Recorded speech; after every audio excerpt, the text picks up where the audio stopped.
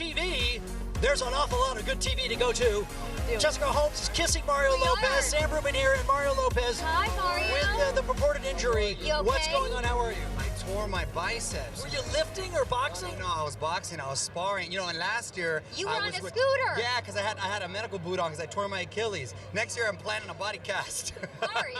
No, my body's betraying me, so I got to start doing like competitive backgammon or something. Don't say Is that. it possible that you're allergic to the Emmy Awards? No, it's not. It's not. It's just I just realized I don't want to look like a. Is this your microphone hand? Because this could be a problem. I'm ambidextrous with the mic, all so I'm gonna be able to mix it up. I'm really glad I saw you. Look beautiful, by the way. Thank you. Look. Oh, look at you, player, with the little polka dots. Tony, look at this. He got polka dots on his jacket. But the fact that he referenced me as player, we're glad you're Mario. We're just kicking off our show. Yeah. You know how handsome Doug Hulk and Megan Henderson are. You know how gorgeous they are. Yeah. Say good afternoon. Hey, good afternoon, you guys. Man, you got them up early right here. This is late for them, actually, because they're always up early. Have a great show. Always watch you guys. Thank Everybody, you. you know that. You You know that. Love you guys. We love you too, Mario. So great to see you. We are holding down the fort on the opposite end of the carpet, aren't we? Yeah, by the way, excited for that Saved by the Bell reboot. Right? It's going to be good. Going to be good, yes. But we are going to be here, of course, all afternoon long, interviewing the celebrities that Sam and Jess happen to miss. We're actually right where the celebrities have to go into the theater. So we will catch them. We'll bring you all those interviews. You, by the way, looking so fantastic. This is Giovanni Testi. Very nice. Fine clothes, affordable prices. Absolutely, absolutely. And I am so grateful to Fouad Sarkis, who designed this dress, from the folks at M&M Couture, and these fantastic jewels by Melinda Maria. They always have to go back as soon as we're done with them, but I'm so grateful that we got to wear this. Sam and Jess, let's send it back to you. Thanks so much for that. You guys look. Megan, splendid. you look beautiful. Doug, handsome as always. And then there's another Megan. She's got a bit of a secret, but it's not a secret anymore. I think that the secret's out, Sam.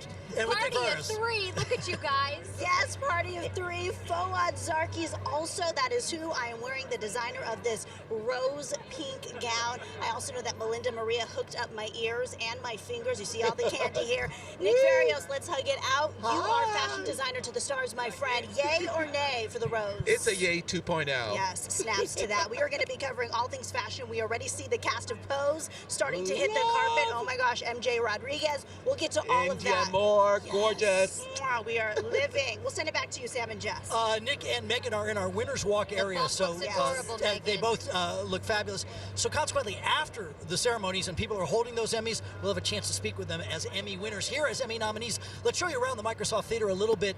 It is kind of warming up now. It's a 3-hour red carpet. Sharon Osbourne, she of many visages.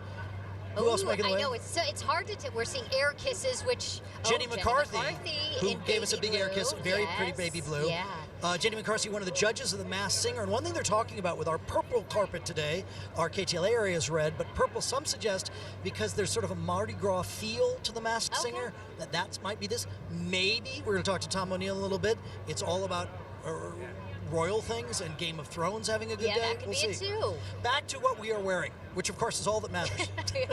No, this is really pretty. Thank you. I decided to go mint this year, and you got your little mint pocket square. This is a Gabby Sharbachi from M&M Couture, and then Melinda Maria Jewelry. Well, it is all working, as Thank you, they say. Sam. Mario liked the little subtle dot of the tux. Very handsome. This is from Giovanni Testi. They have stores in downtown Los Angeles and, of course, at the Topanga Mall, and we're very happy that Giovanni Testi outfitted all of us. Yeah. This did not happen by accident. It's a whole process. It's a mishugas, as we like to say. The best word you could use to describe it. Here's a look at us getting ready.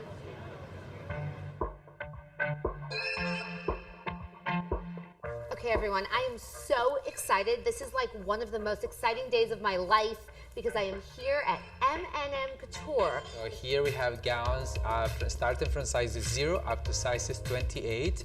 And of course, it's one of a kind. No one will have these gowns in all Los Angeles. I am so happy that you are here at M&M Couture today with me. You are going to walk out of here with your Emmys gowns. Megan Henderson. Yes, Megan Feathers. Megan Henderson. This one's for Jess. Okay. I mean...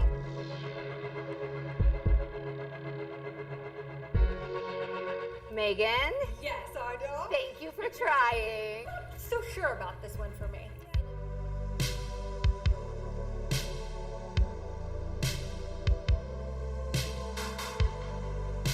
Well, thank you as always. Thank you, Anya. Oh my We love gosh. you. Thank you It's guys. always so much fun. We're We're not done yet. Do we try on more?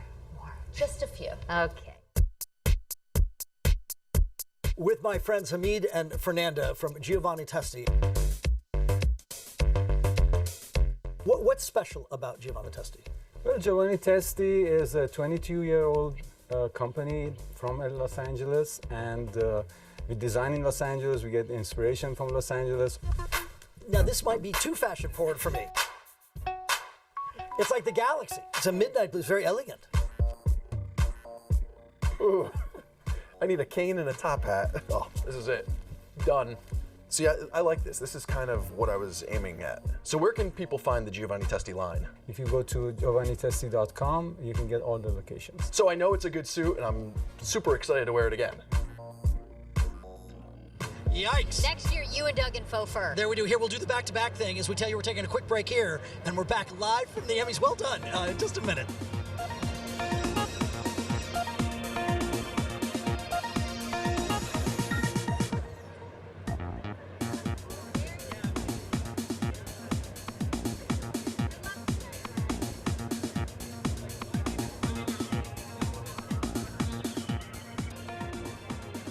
Oh, the window rolling up. We're who's live behind the- from the who's behind the Dark tinted windows. people having fun in front of the fashion cam. There's Sam Rubin and Oh, they Jessica look Holmes, great. the entire KTLA team. We're so glad you're with us, taking you all the way until the Emmy Awards start at 5 p.m. Pacific. Busy afternoon ahead, but in the meantime. Yeah, it's always fun to check in with Megan and Nick. Megan, tell us. That's right, Hi. Jess and Sam. Hello. You know, shopping. Shopping has been a unique challenge with the bun in the oven. Thank goodness for good friends. Olivia DiBortoli, she's my girlfriend over at KTLA 5, hooked me up at Nordstrom Rack with shopping for me. Fun. Fall trends. Fall begins tomorrow. Do you want to see what we tried on? I want to, Okay, yes. okay, let's look. Oh my God! How are you? I'm doing so good. I haven't seen I you. know. Well, listen, I know you've been busy with Emmys and, you know, this new edition. So I went to Nordstrom Rack and I went shopping for you for fall looks. A personal shopper? Wait, did you say Nordstrom Rack? So did they have jumpers, dusters, animal print? Girl, they had anything? all of those things for you. Okay. We should go see.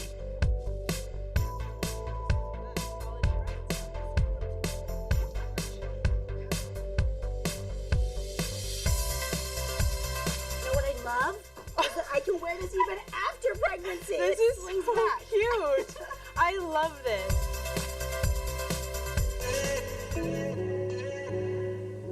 It's the ultimate moody floral. I love this. You know, this is so comfortable, and another outfit that I can wear before and after being There pregnant. you go.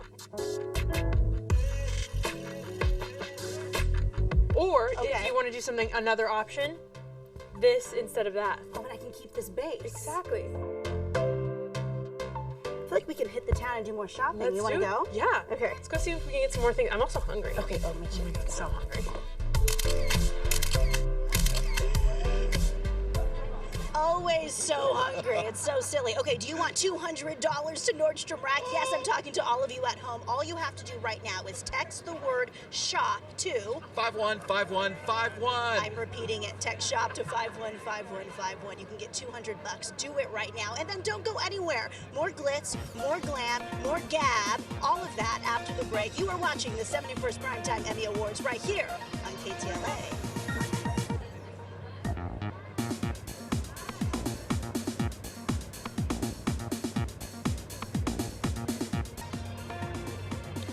They're making their way in. We are live from the Emmys, and it's, you know, we've always made this prom analogy.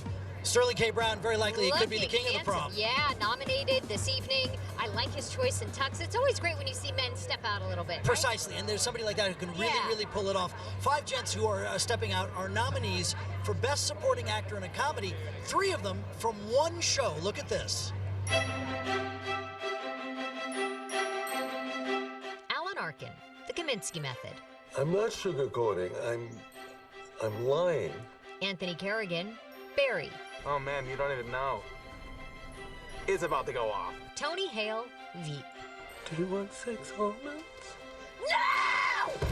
Stephen Root, Barry. Oh, thank God you're here. Tony Shalhoub, The Marvelous Mrs. Maisel.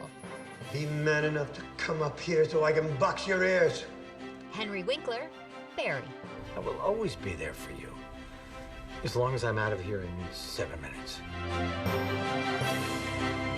All right, Emmy expert Tom O'Neill just moments away. Emmy nominee Bob Odenkirk here now. Bob, Hi, holding Bob. the water that we gave you in hand. Good to see you. You just saw that category. There's your nominees for Best Supporting Actor in a Comedy. Winkler. Is that your choice? Well, I just like the guy so much. I He's the know. most likable guy on earth next to Tom Hanks. He's a sweetheart. They would be like a pantheon, the two of them, wouldn't they? I think they would. That's what you're aiming for, to be that kind and generous and liked, well-liked. Is it hard to stay that nice in Hollywood? Because you meet guys like that who've been doing it such a Well, long time and they're so kind and gracious. Yes, I know. I think you got to be born that way. Yeah. I don't know if I'll try. I work hard to get there. You but are too, Bob. No. Yes, not even people say close. that Not about you. even close. I come from comedy. All we do is break things. Well, you know, you gotta make people laugh. We just throw tomatoes and break Right. things. To Better Call Saul, Jonathan Banks is on the red carpet as well. Wonderful performances. I go back, and I've said this to Jessica so many times, I think it's my favorite sequence in all of TV, the Cinnabon opening. Oh, yeah. And what I thought that signaled is that you guys are willing to take your time.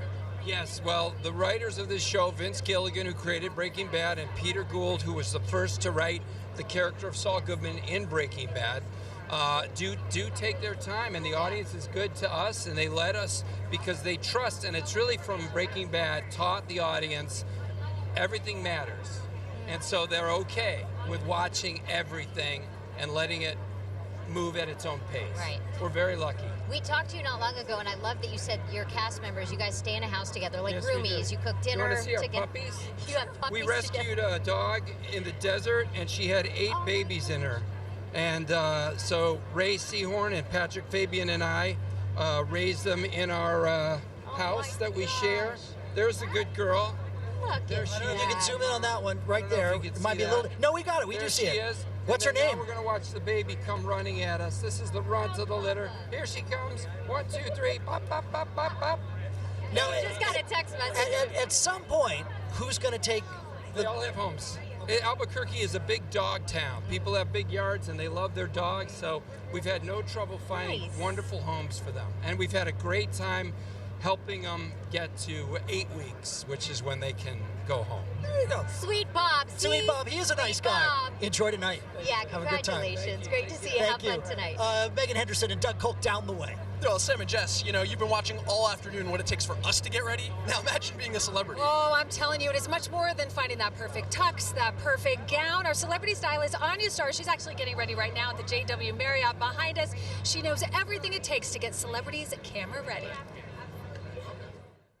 Hey guys, you all look amazing down there. Now, I'm up here in the hotel room still getting ready at the Ritz-Carlton Los Angeles, just steps away from the Emmy red carpet. I am here with Canagold Beauty and Lucy Khalifi, who is the CEO and founder of Canagold Beauty. Now, Lucy, all your products are made with 24 karat gold and caviar. Correct. The 24 karat gold, the black caviar and red caviar, which are gonna help in tightening your face, giving the lift and the glow. So you can glow and go wherever you're going. Anyone can do this at home. And right now you're doing a magnetic mask. Correct. This one has iron particles. We're gonna pick it up with a magnetic inside the napkin, and what happened? It's gonna tighten the skin and shrink the pores. So this tightens, brightens, shrinks your pores, and gets you glowing and ready to go anywhere at home. All your products can be found at canagoldbeauty.com, and pretty soon I'm going to see you guys down there.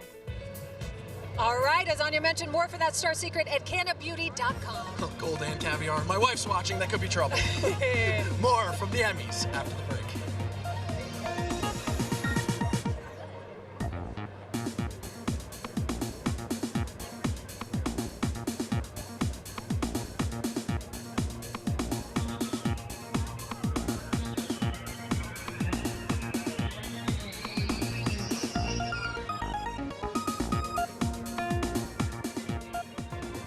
Television's biggest night, and people are dressed up for it.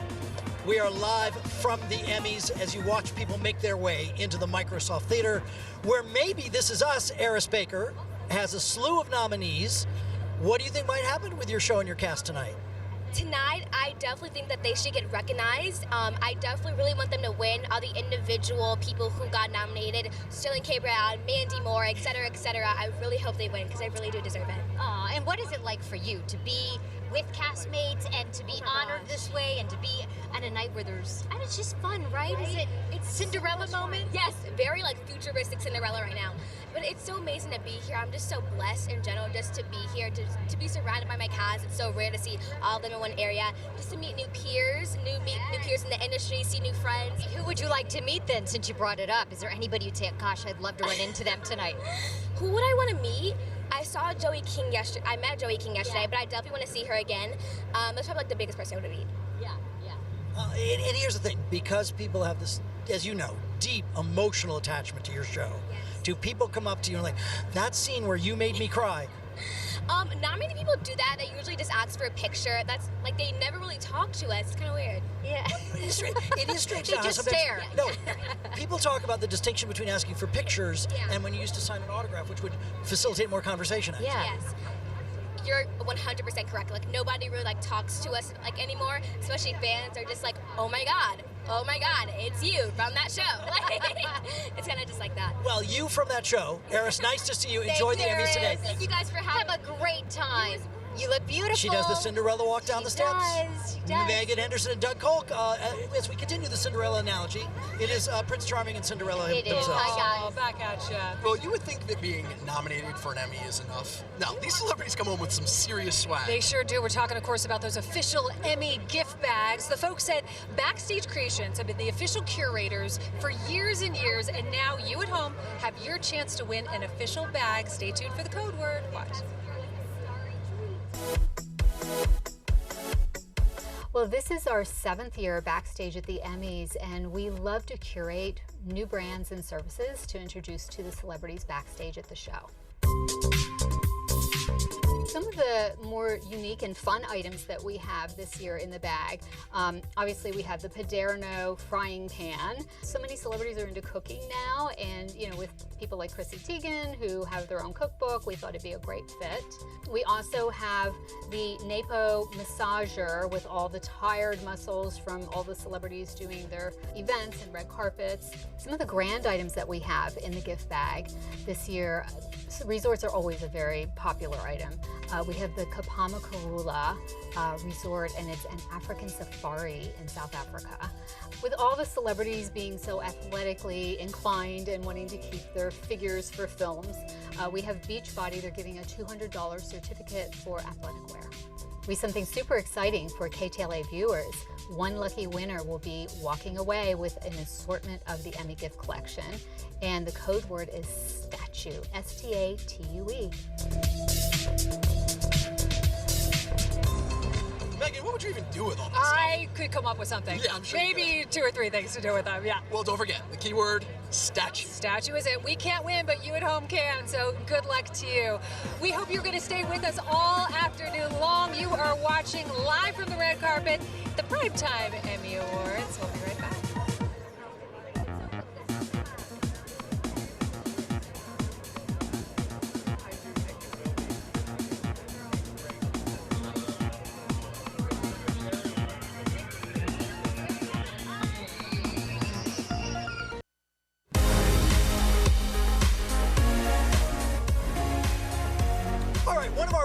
themes is the notion that this is the era of peak TV.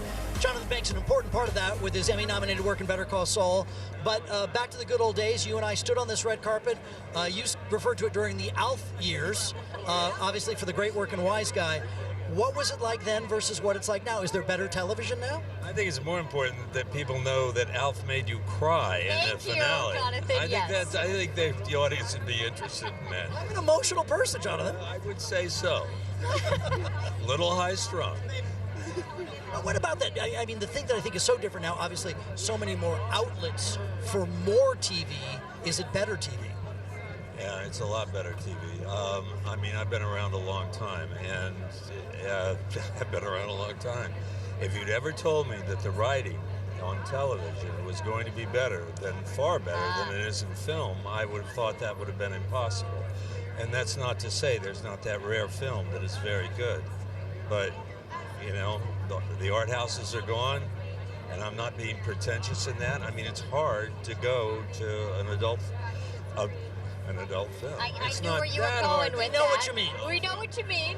Yeah. But if you're going to see monsters on the freeway or tidal waves, great, but doesn't that wear a little thin? Yeah. Really? Anyway. Such Why great did- drama, though. Oh, excuse me. No, I was just gonna say, how do you think that switch happened? That TV now became the medium that everybody flocks to. I don't really know, other than The Sopranos and Breaking Bad. Yeah. And it changed and it raised the bar, and there were too many good writers out there that were languishing. Yeah. And when they had the chance to write, they could write. And Cranston, by the way, is a great example of an actor of you give him a chance. He was, he was funny. He was that. They knew he was a good actor. But did you really know that he could do Walter White? Right. Well said. Well said. And boy, fellow nominee Giancarlo Esposito, Gus Fring is so great. Your character is fantastic. How long do you think Better Call Saul could go on? Either 1 more or 2 years. And that's because I asked Peter Gould, and and that's it. And everything should come to an end. I don't want the paychecks to come to an end, but it should come, a good story's end. Yeah. Enjoy tonight. This conversation now The ends. way Alf ended with tears, you know? It broke my heart. It broke my heart. Me too. Thanks, Jonathan. Jonathan, thank you so much. Here comes Indian Moore and MJ Rodriguez from Pose. Friends, hello. Jonas. Come on up. Already, yeah, this is not unexpected. Good, how are Beautifully- you? Beautifully dressed. Hi, thank you so much. Thank you. Okay, how exciting to be a part of this show that, of course, Billy's nominated and people are watching. What does this feel like for the two of you? I mean, it feels amazing. I mean, we're just like here being spokespersons for Billy, and also, I mean, we're wonderful actresses on the show too, so we're just like standing up for our rights and just being here and being strong. I don't know if there would be a specific period of demarcation, but 5 years ago, would you have ever imagined a show like Pose would ever remotely be on the air? Yeah, absolutely. I mean, like, we've been looking for ourselves forever, and just finally it's happening. But everything that was happening 5 years ago led to what we're getting to see on TV now. Exactly. And everything that's happening now is leading up to what we're going to see in the real world tomorrow. So I'm just really excited. Media commands relevancy. Anything that people see on TV and movies, it assigns a kind of social importance. And I think trans people, we belong to a demographic that is constantly reminded and told that we're unimportant, that our lives don't matter. Right. And so for us to be in this space and for us to be in mediums that command relevancy, I think it affirms that our lives are important. Exactly, and hopefully we're not trending anymore. Hopefully we can just get the parts that we deserve and not just have to be the specific trans character or be the transgender actress, but just be the actress or be the actor that they see us as and just take us seriously for what we're doing. And I think the Emmys is a good, wonderful accolade to that. We're being seen for our wonderful work on the show, and then obviously Billy is seen for his wonderful work on the show, so it's great to actually be taken seriously for What are people saying when they see the show? Like, what are you hearing from fans? I mean, I get a lot of parents, when I take the subway in New York City, one of the most profound things is seeing fathers walk up to me on the subway or in the street and tell me that it changed their perspectives and the ways that they were raising their children. And for me, that hits really deep because so much of my life revolved around the ways that my parents raised me and the experiences that I had growing up, which weren't so great because they didn't understand my experience. So when I hear this, I'm like, wow, this show is literally changing the ways that parents raise their children and forward the ways that children get to live and experience their futures. Very well said. It's nice to see you both. Good luck to you both. Thank you so much. Enjoy Have tonight. a great time. Thanks so much. Thank you. Oh, Please, pretty please. There it is. Thank you. The first season is on season 1. And season 3 will be coming out very soon. Very soon. And season 2, where can we see it? On FX Now. FX Now. Catch up. You guys do the promo stuff. I know. Us on Instagram. Nick Varios Thank you is so in much. our fashion booth. Thanks again very much. Thank you both. Thank you. Hey, Nick, what did you think? Love.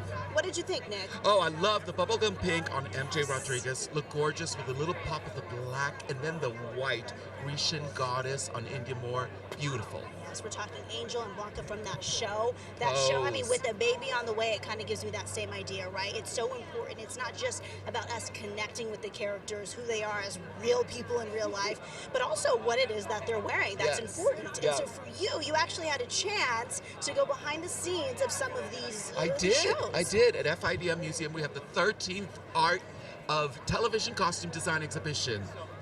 Shall we see? I think we should. Tape. Take a look. I'm here with some winners already from the Creative Arts Emmy Awards. We've got some costume design winners, including, right behind me, Game of Thrones. Michelle Clapton won for her final season costumes. These amazing costumes really tell the sartorial story of each character. Let's start with Cersei, the burgundy velvet gown. There's a lot of armor details, which is to tell you there's battle to come. And then Daenerys, her fur coat. Now that is a version from season 7 that she also wore, but there's trickles of red. It's actually Targaryen red. Here looking at the gorgeous costumes from the marvelous Mrs. Maisel. Emmy nominated and now a winner for Outstanding Period Costumes from Donna Zakowska. Notice the color, the 50s silhouette. Notice Midge's yellow dress because it evokes happiness. Midge is happy to be with her family on a vacation. And now we have Russian Doll, another Emmy winner, this time for Outstanding Contemporary Design. Costumes. Jennifer Rogan, the costume designer, she had to tell the story in the show that happens only in a period of several days. She had to get several of the same garments. And because of that, she also had to shop at, let's just say, less expensive shops. All taped earlier today. I mean, look at this. Yes. Who are you wearing really quick? I'm actually wearing Zara. Yes, baby. Zara. Sam and Jess, I'm going to send it back to you because you guys also look stunning. We haven't had a chance to tell you guys that. Oh, you're sweet. Thank you guys so much. We'll see you in a bit. Well, another handsome face, Hello, Tom. O'Neill Tom from O'Neill. Gold Derby. Before we get to Tom's expert predictions, this category is almost overstuffed. It's Best Supporting Actress in a Comedy. Look.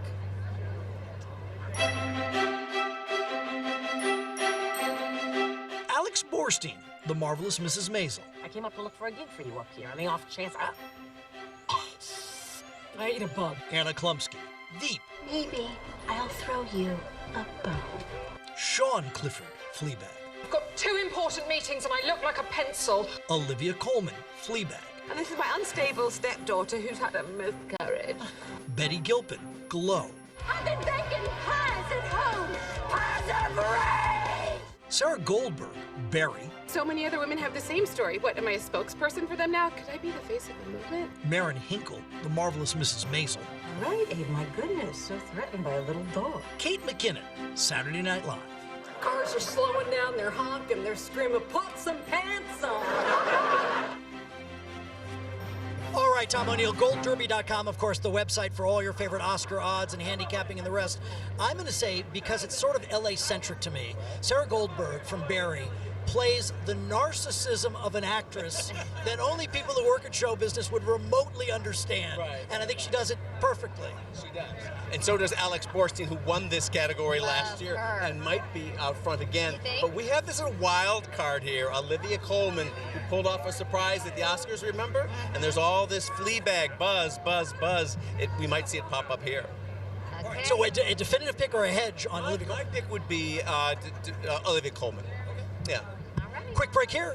More of the nominees will make their way here. I just saw Tony Hale, amongst others. We're back here live in just a minute.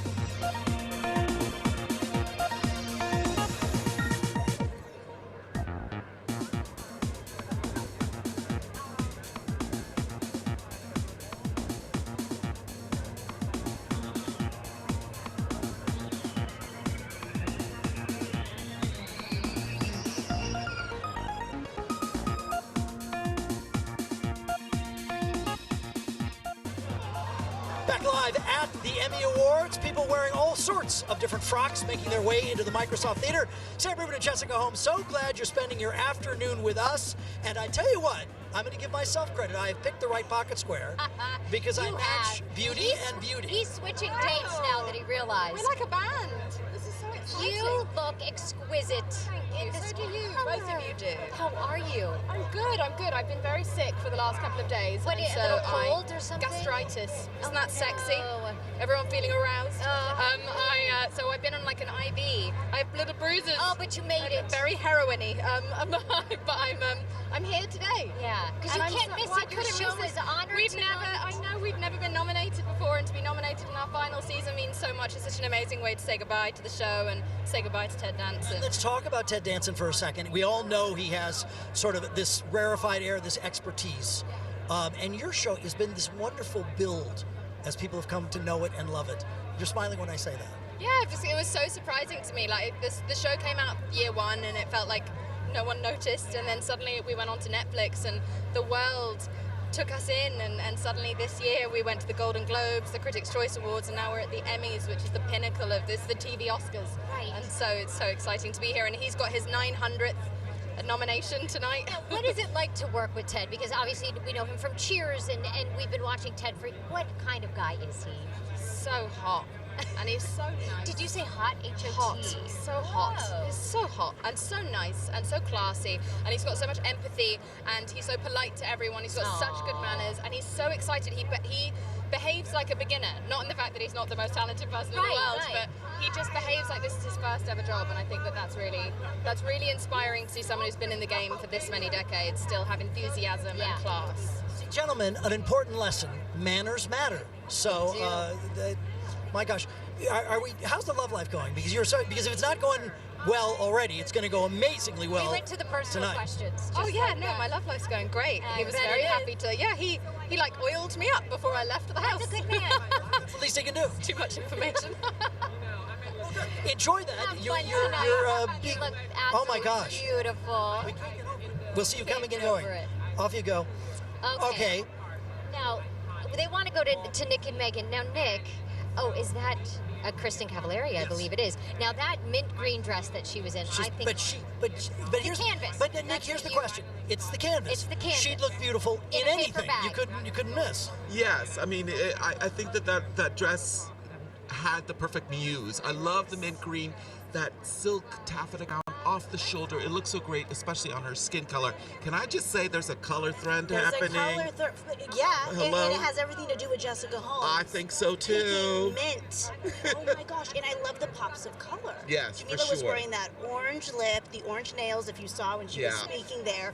We also had Haley Sahar, we know from Pose, as Lulu. She just walked up also in mint. Yes, she Why do you did. think Showing a mint? slit. I mean, tomorrow's the first day of fall. Why go mint? Because I think it's the sun, really. Even though it's fall, it's hot out there, and it looks so ready, so now. I think mint is the new bubblegum pink.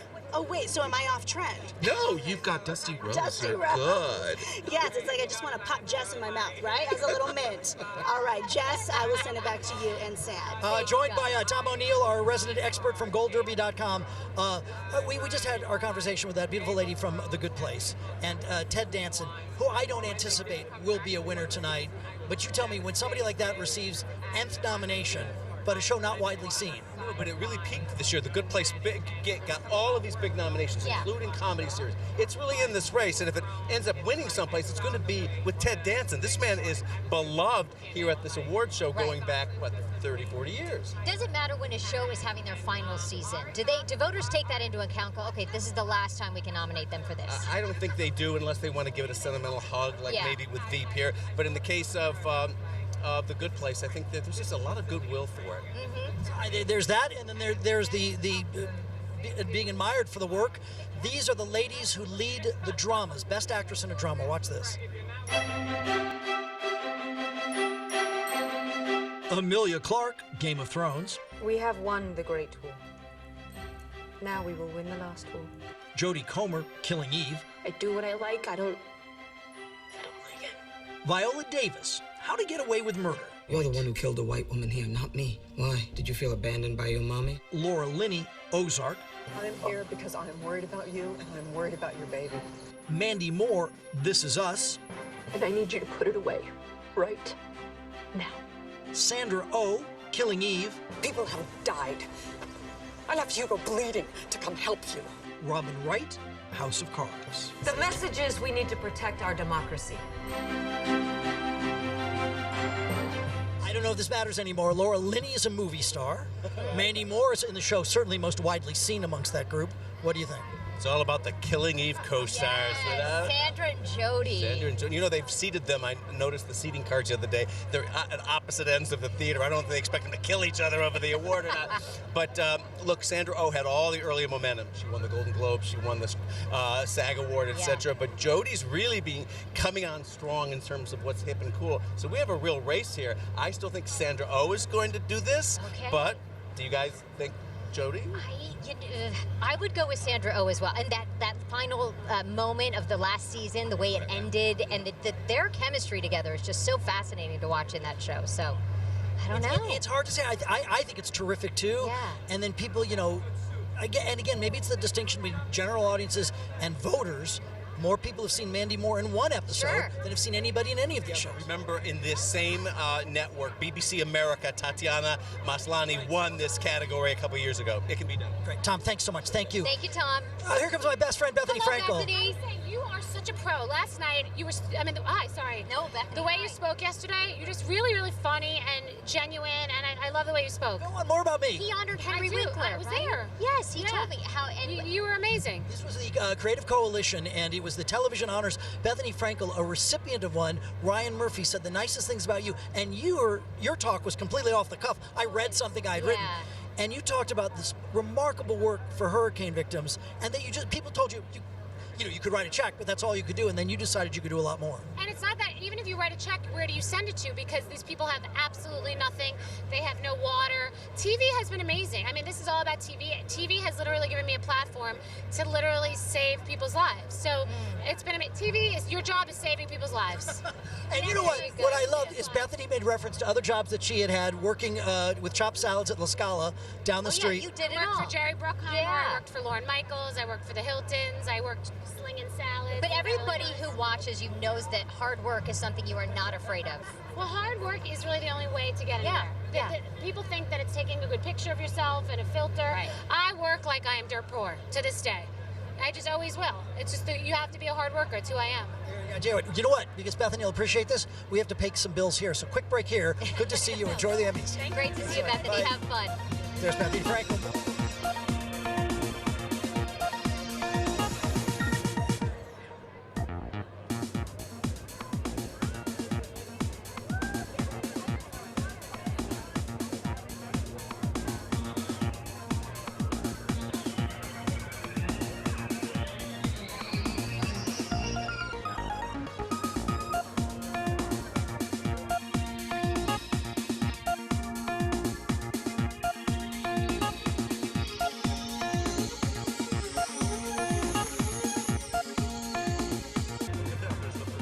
First, Brett Gelman's handsome back, and in a moment we'll press a button, and you'll see his equivalently handsome front. Welcome back live from the Emmys, Sam Rubin and Jessica Holmes. 2 shows.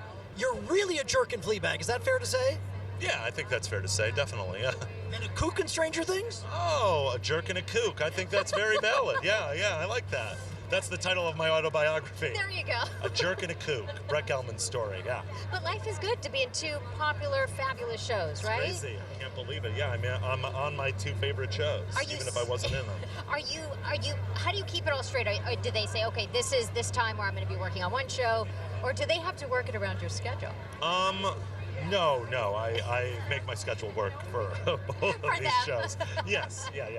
No, they're not crawling into me and begging and all that. For Fleabag, are you misunderstood? I think that he's not misunderstood. I think he misunderstands himself, and I think it is important to not just pass him off as a jerk and try to ask questions of why he is a jerk, which is basically, like a lot of guys who are not given what they think they deserve when they don't necessarily deserve it. He hates himself, and he's got a bit of a drinking problem.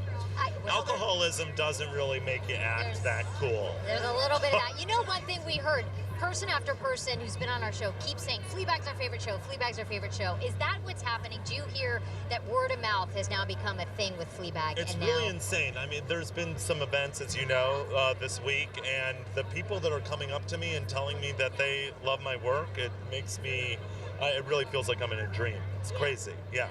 I mean, when like, you know, Julia Louis-Dreyfus or like Laura Dern or Sam Rockwell are coming up to you.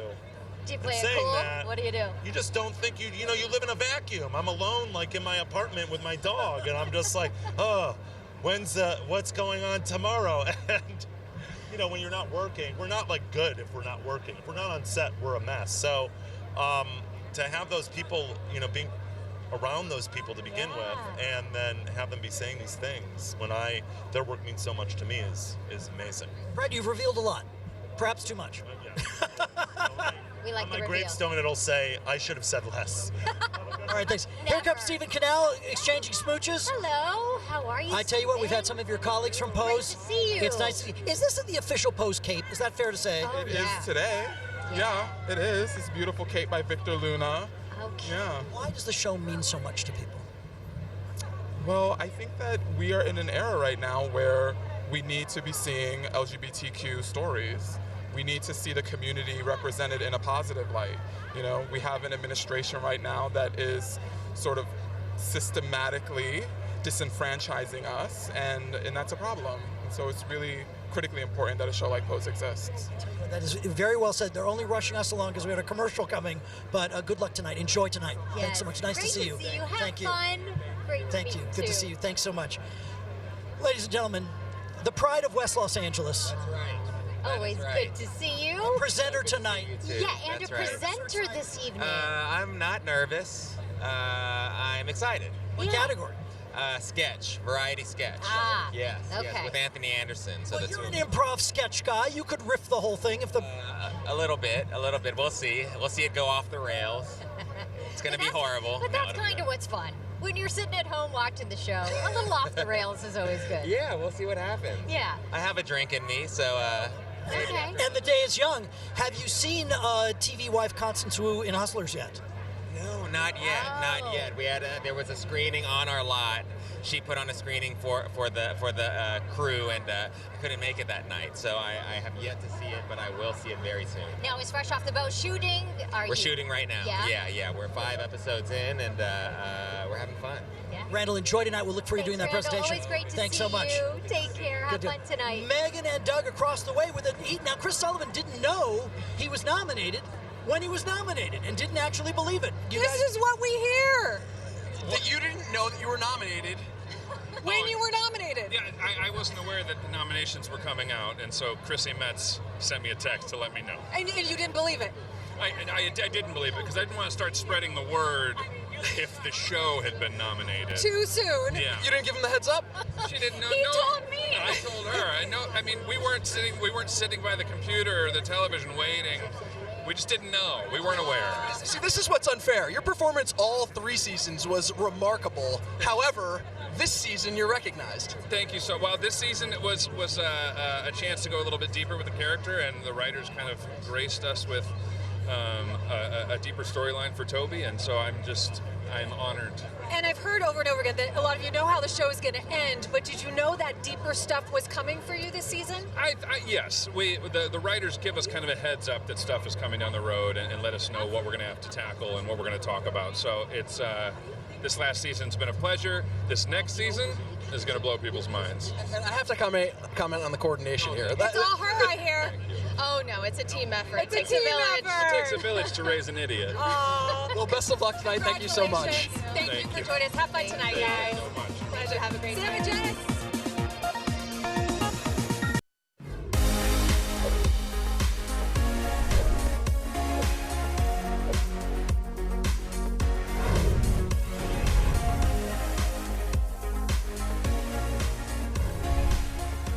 Television's biggest night and a very big red carpet to bring the stars in. Welcome, you're live from the Emmys. Sam Rubin and Jessica Holmes, Doug Kolk and Megan Henderson, and a man who has not one, not two, but thanks to his beautiful and very talented wife, 3 Emmys at home. Tony Hale of Veep. Thank we you. love you, Tony. Oh, you guys are so nice. I just want to call out, this matches the dress. Yeah. It's prom night. Well done. Where's my corsage? Well, Oops, that was very rude of me. I forgot the corsage. Yeah. The blessing or the burden. The presumptive winner tonight, I would say, certainly is Veep. And I mean, we're kind of, this is around the time we were going to be coming back to shoot an eighth. I mean, this is around the time we would typically shoot. So I think we're just so happy to be together tonight. We're looking at tonight as our season 8. Like, this is the time we're gathering. Veep is the funniest show on television, Oh, and that's nice. many people feel that way.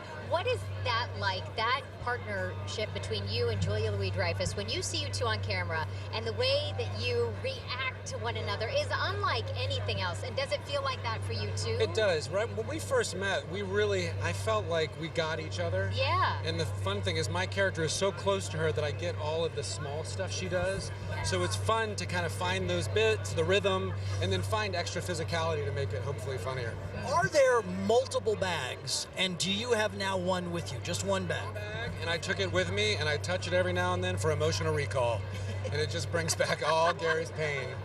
Oh, your messenger Love it. bag. Yeah. Big year for you. Forky in the last Pixar movie, a bunch of other stuff. You have a cartoon? I have a cartoon called Archibald's Next Big Thing, which is about a chicken who sees the best in everyone and the best in every situation.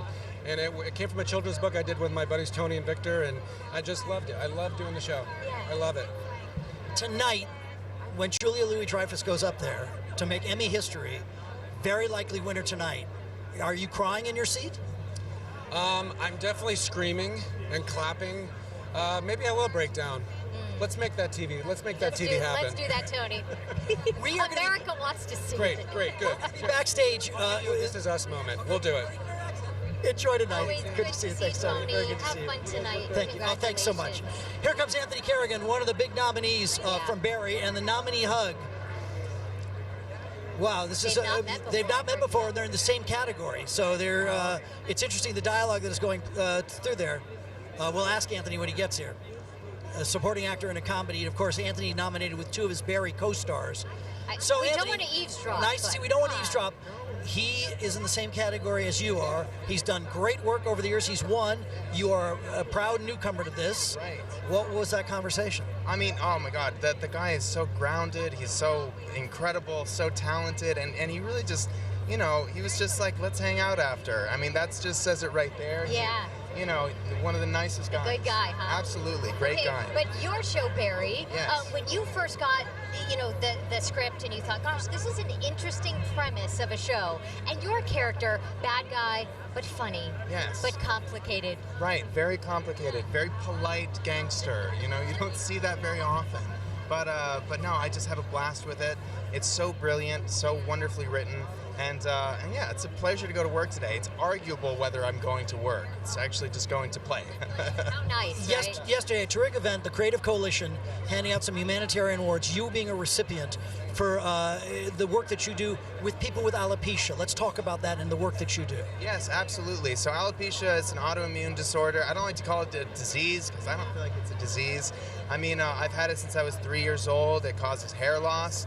And it was something that I had so much shame about growing up, and I was really insecure about it. But now I think it's the coolest thing. I think it's so beautiful and unique and interesting. So I think you should just rock it if you have it. Yeah, and you are. You are. Absolutely. Congratulations Now, the on nominee, your Barry nomination. co-star Henry Winkler, the nicest guy in the world. World. I mean, Hollywood, like beyond Hollywood, Yeah. the world. Yeah, absolutely. I just love him. It's a joy every time I see him. I mean, his speech yesterday was just, incredible. Does he I feel like he's a guy that's so good about imparting wisdom. If you ever are like, I want to know something, or I want to kind of play off somebody like Henry, that he's always got the best advice and the best life lessons. I feel like Henry absolutely does have the best life lessons, and I think it's exemplified through his kindness. Yeah. I think remaining kind and not being jaded and just persevering in this business. It's hard, and it kind of takes a toll on people. But Henry's one of those guys who's just like, he's done it gracefully, and he's just the coolest too. Enjoy tonight. Have a good time. He is Thanks the so much. Fonz after all, you know? He wants to be the coolest, you know? Yeah. Congratulations. Thanks, Anthony. All right, a big Sunday tonight as a presenter. Yes. And a big Monday for Jimmy Spitz. Jimmy. And Jimmy, Great to Jimmy see may have told you. you this. Come on Every up. time I go to the post office, I see Jimmy. Every single. Do you get your mail every day? It's the weirdest thing. I wait for you. I know you're coming. We're He neighbors. says the same thing. For like years and years. You guys been out for 3 hours? Yes, You're it's gonna a be out for 3 hours? Go KTLA. Presenter tonight, is he nervous or calm, cool, and collected? He's calm, cool, and collected. Always though. He's done this No, so I don't many know about times. always. You know, he was relaxed. I was saying, Jim, get dressed. He's going, I'll get there. You know, and let it be. Let it be. What's the category? Writing for a long form. It's important stuff. Really. It's part of the golden age of TV. Speaking of Golden Age, the billboards all over town, Bluff City, and you've been spending a lot of time in Memphis shooting it. Tell us about it. Yeah, it'll be Monday's the premiere, and it's legal drama with family undertones. We're having a great time, and Memphis is a big character. What are you guys enjoying watching these days? We watch you guys. We watch a lot of streaming, news junkies. Go. I love Fleabag. Yeah. I watched Fleabag. So much talk about Fleabag here. Fleabag's great. Your friend Corbin Burnson tweeted, they're bringing back everything else. Why not bring back LA Law? Reboots. What do you think? The big guy, Stephen Bochco, is not around right now. God bless him. Right. But it could be done. There we go. Enjoy tonight, you guys. I'll see you at the post office. I'm going Tuesday. Every time. It's the weirdest thing. He needs stamps, you know? Exactly. It's the craziest thing. Exactly. Oh my gosh. You see, Giancarlo Esposito is so nice. Gus Fring is so, is it evil or what would you say? Oh, see, he turned it on. He did it to me, and it scared me right there. I would say he's very specific. He's very specific. Very, very specific. I would say he drops into a place where he observes you and gets your energy, and if it's not right, he's going to cut your throat. That's it. So how What do can you I say? drop into that space on set? How do you... I breathe. Can we take a minute? Take a deep breath. There we go. That drops me to a place where I'm relaxed and I feel like I can get out of my own body and I can channel someone who is very intense. And I know there are parts of me that are intense, so I know I take the best from me and kind of lend it to the character, and I hope I can shake it off later. Yeah. This unbelievable initial arc on Breaking Bad, and then Better Call Saul is happening, and I'm not quite sure when you got the phone call, but... Not right away. What were you thinking? Well, I was thinking it was possible, but I was thinking no. When you create a character that somehow becomes iconic all on its own, people don't know my name, they know the name of Gus, I feel like I don't want to do that again.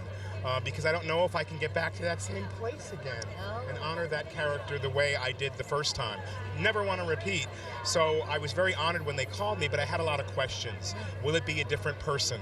And that's what I work to achieve when I'm playing a character who's 6 years younger than the character originally was when I started.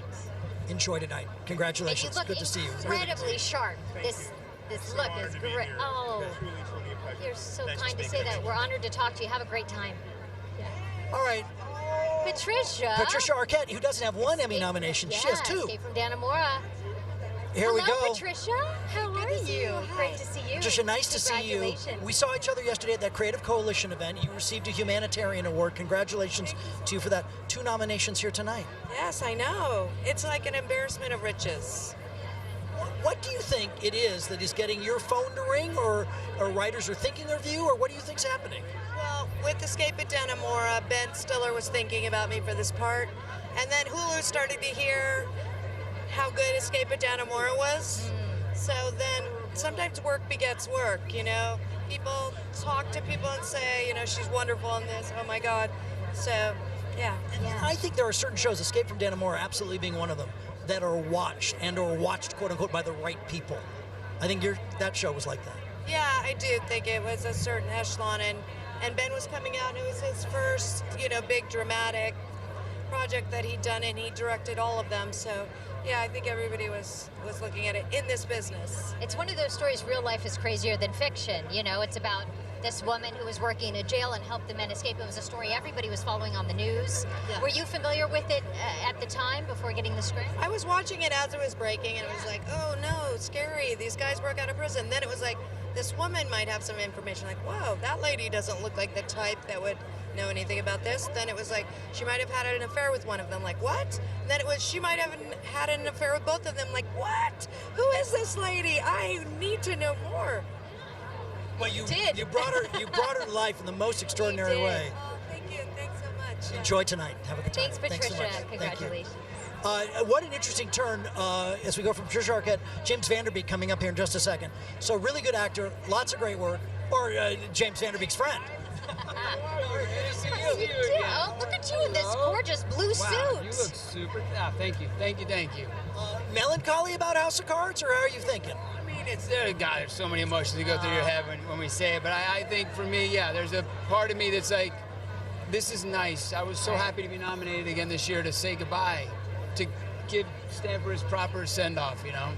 Do you get emotional saying goodbye to a character at the end, or only really? Oh, we filmed the last scene that we filmed was the last one with Robin and I in the White House where she does her deed, and I remember saying to the crew, you know, I was like, okay, they were like, that's a wrap on Michael, and they called me a name that I can't say on television, and I said, I'm gonna try to speak before I start bawling, and you know, I was able to basically get out thank you to and I love you to the crew before I was just. And then Robin got up and gave a beautiful, elegant speech. Which is exactly what you'd expect no less from Robin. Yeah. Exactly right. Yeah. Oh my God, are you crying? Have you thought of what you might say up there tonight? You know, you got to think about it, of course. I mean, you know, for me, I would just take the greatest pride in being able to say thank you to everybody who got me there. Because it takes so many people. That crew to be able to say thank you to that Baltimore crew would mean the world to me. Good to see you, Michael. Yeah, Enjoy thank tonight. you so much. Congratulations. We're going to take a quick break here. We jump back. We're live from Emmys. James Van Der Beek is on the way, and so many more.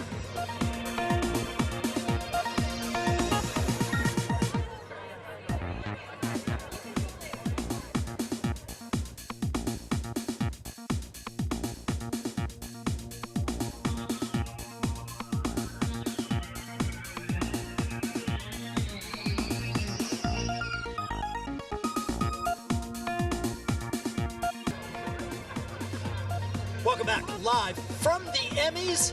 Megan Henderson and Doug Kolk, Sam Rubin here, and Jessica Holmes. And Emma Slater's favorite partner on Dancing with the Stars ever, co-star James Van Der Beek. And here's the thing, and you know this, and I guess it's a backhanded compliment. Boy, he's really good. You're so good. Thank you.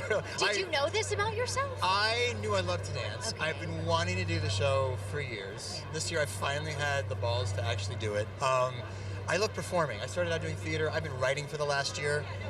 So to get in front of a crowd was just, that was the rush I wanted. I probably may not relate to Beat It All. Your experience on Pose, which is about a lot of people exposing themselves to a large degree. Do you think that maybe tipped the needle for you? Like, if they can do this, I can do this. Listen, you can't spend any time around my Pose cast and not come out with a little more courage than you had going in. For sure. I mean, what it's taken them just to establish who they are and to know who they are and stand up for that just in daily life. I think it's why they're all such good actors and so powerful. Even with the lack of experience they had coming in, it doesn't show at all. It's just so raw and authentic. And now, not to switch the subject back to Dancing with the Stars, but you tape tomorrow night. Yes. So did you rehearse today? Did you get a date? You did? Yeah, I did. We went to camera blocking today. Oh my I was dancing a mere 2 hours ago. Are you ready? We'll get there. We're still cleaning up a little you know, I'm a perfectionist. Yeah. Emma's a perfectionist. And we just want to put on a good show. You know, I'm a show at the end of the day. I just went to, there's an audience. Let's do it. That first dance you did, that connection was so remarkable. And no, but it was beautiful to watch. And is she whispering little, like 1, 2, 3, 4? Or No. So we actually early on, kind of later in rehearsals, I said, don't whisper to me, don't count, let me lead you, and she did. And I think that's why, because she's able to dance, I'm able to lead, and that's when it really becomes fun. You start to get into the storyline of the dance, and we nerd out about what we're conveying through it. It's an art form, and to be able to step in the flow of that creativity in front of an audience, that's my jam, man. This is a question that we just posed to Jimmy Smits. Yes. They're rebooting everything. Yes. So why not go back to Wilmington? Go back to Wilmington? You asked Jimmy Smits about rebooting Dawson's Creek? I know, and he was actually all for it. He's into Was he all it. for it? Yeah. If Jimmy says do it, then I think we should. He wants to play roomies. But he was saying with LA Law, in his case, Stephen Bochco's passed away, but everybody in theory could do it for you. Yeah, well, we're all busy. That's honestly, availability would be the biggest hurdle, probably. We're all, thank God, we're all doing really well. We're all working. Yeah. Are they rooting for you on Dancing? Are they voting? I hope they'll vote. Yeah. So good to see you, Good to see you, too. Good luck tomorrow night. Good luck tomorrow night. We'll be rooting for you. Yeah. Come on the show, bring Emma with you. Yeah. We'd love that. Amazing. Thanks so much. Bye, Dave. Here we go. Russian doll. Ted Danson making his way in. Oh, Ted, yes. Mary Steenburgen. Mary Steenburgen. Hello, Charlie. Charlie Barnett, resplendent in green. Yes, thank you. Going for an earthy tone, you know? We understand you're Emmy virgin. I am indeed. Take us through the process, as it were. Well, you get here, you take a shower. Okay, start there. Start there. Have some breakfast. Gotta smell good. Good advice all the way around, by the way. What did we have for breakfast? I had a Cantor's Deli egg and bacon cheese sandwich. It was lovely. Did you walk in and have it? No, I didn't. I ordered out. Postmates? I want to relax before we go in, okay? Get that shower in, get dressed. I have a lot of lady friends, and they tell me that I have it easy, as men probably do. Yeah. I'm sorry. It's like I'm dropping the phrase. I have a lot of lady friends. So and they let me looking know. around, you're seeing the word Emmys. How do we feel? Do we feel nervous, excited? Excited, so excited. Really, really hoping. Speaking of women, there's a lot of women in a category that I am very, very excited for, rooting for. Natasha, of course, to Russian name. doll. But even her opponents, I'm thrilled to see, to meet, to encourage, and I celebrate, because they are amazing, incredible women. I think that's going to be the race for me tonight. Enjoy tonight. We have an Emmy nominee across the way from Veep with Megan and Doug. We do. Anna Klapsky from Veep. You were telling me how exhausted you are today. What were you doing last night, Anna? I don't know. I think I mistakenly thought that I was much younger than I am, and I went karaoke very late. It was love good. that about Well, you. karaoke. Okay, so what was your go-to song? I sang cabaret last night, but it's not in my key, so I'm of course Little Horse. It's ridiculous. No. It's ridiculous. Congratulations on the Thank you. audition. This night, it has to be a little extra special because you're with your cast kind of for the last time. That's very much the case. Like you took the words out of my mouth. It's very special, and I don't know. We all really like each other. So, Every year, you can almost guarantee that Veep and the cast is going to win. So for you, for you, is so this much pressure, Tyler. There's no. That's what I mean. There's no pressure, right? I think what's nice is that we have been honored before. So they're like we would. We're so proud of this season that to be nominated for it, we are just over the moon because we really meant it. We always meant it, but we really meant it this season. And so to have your peers recognize that is just.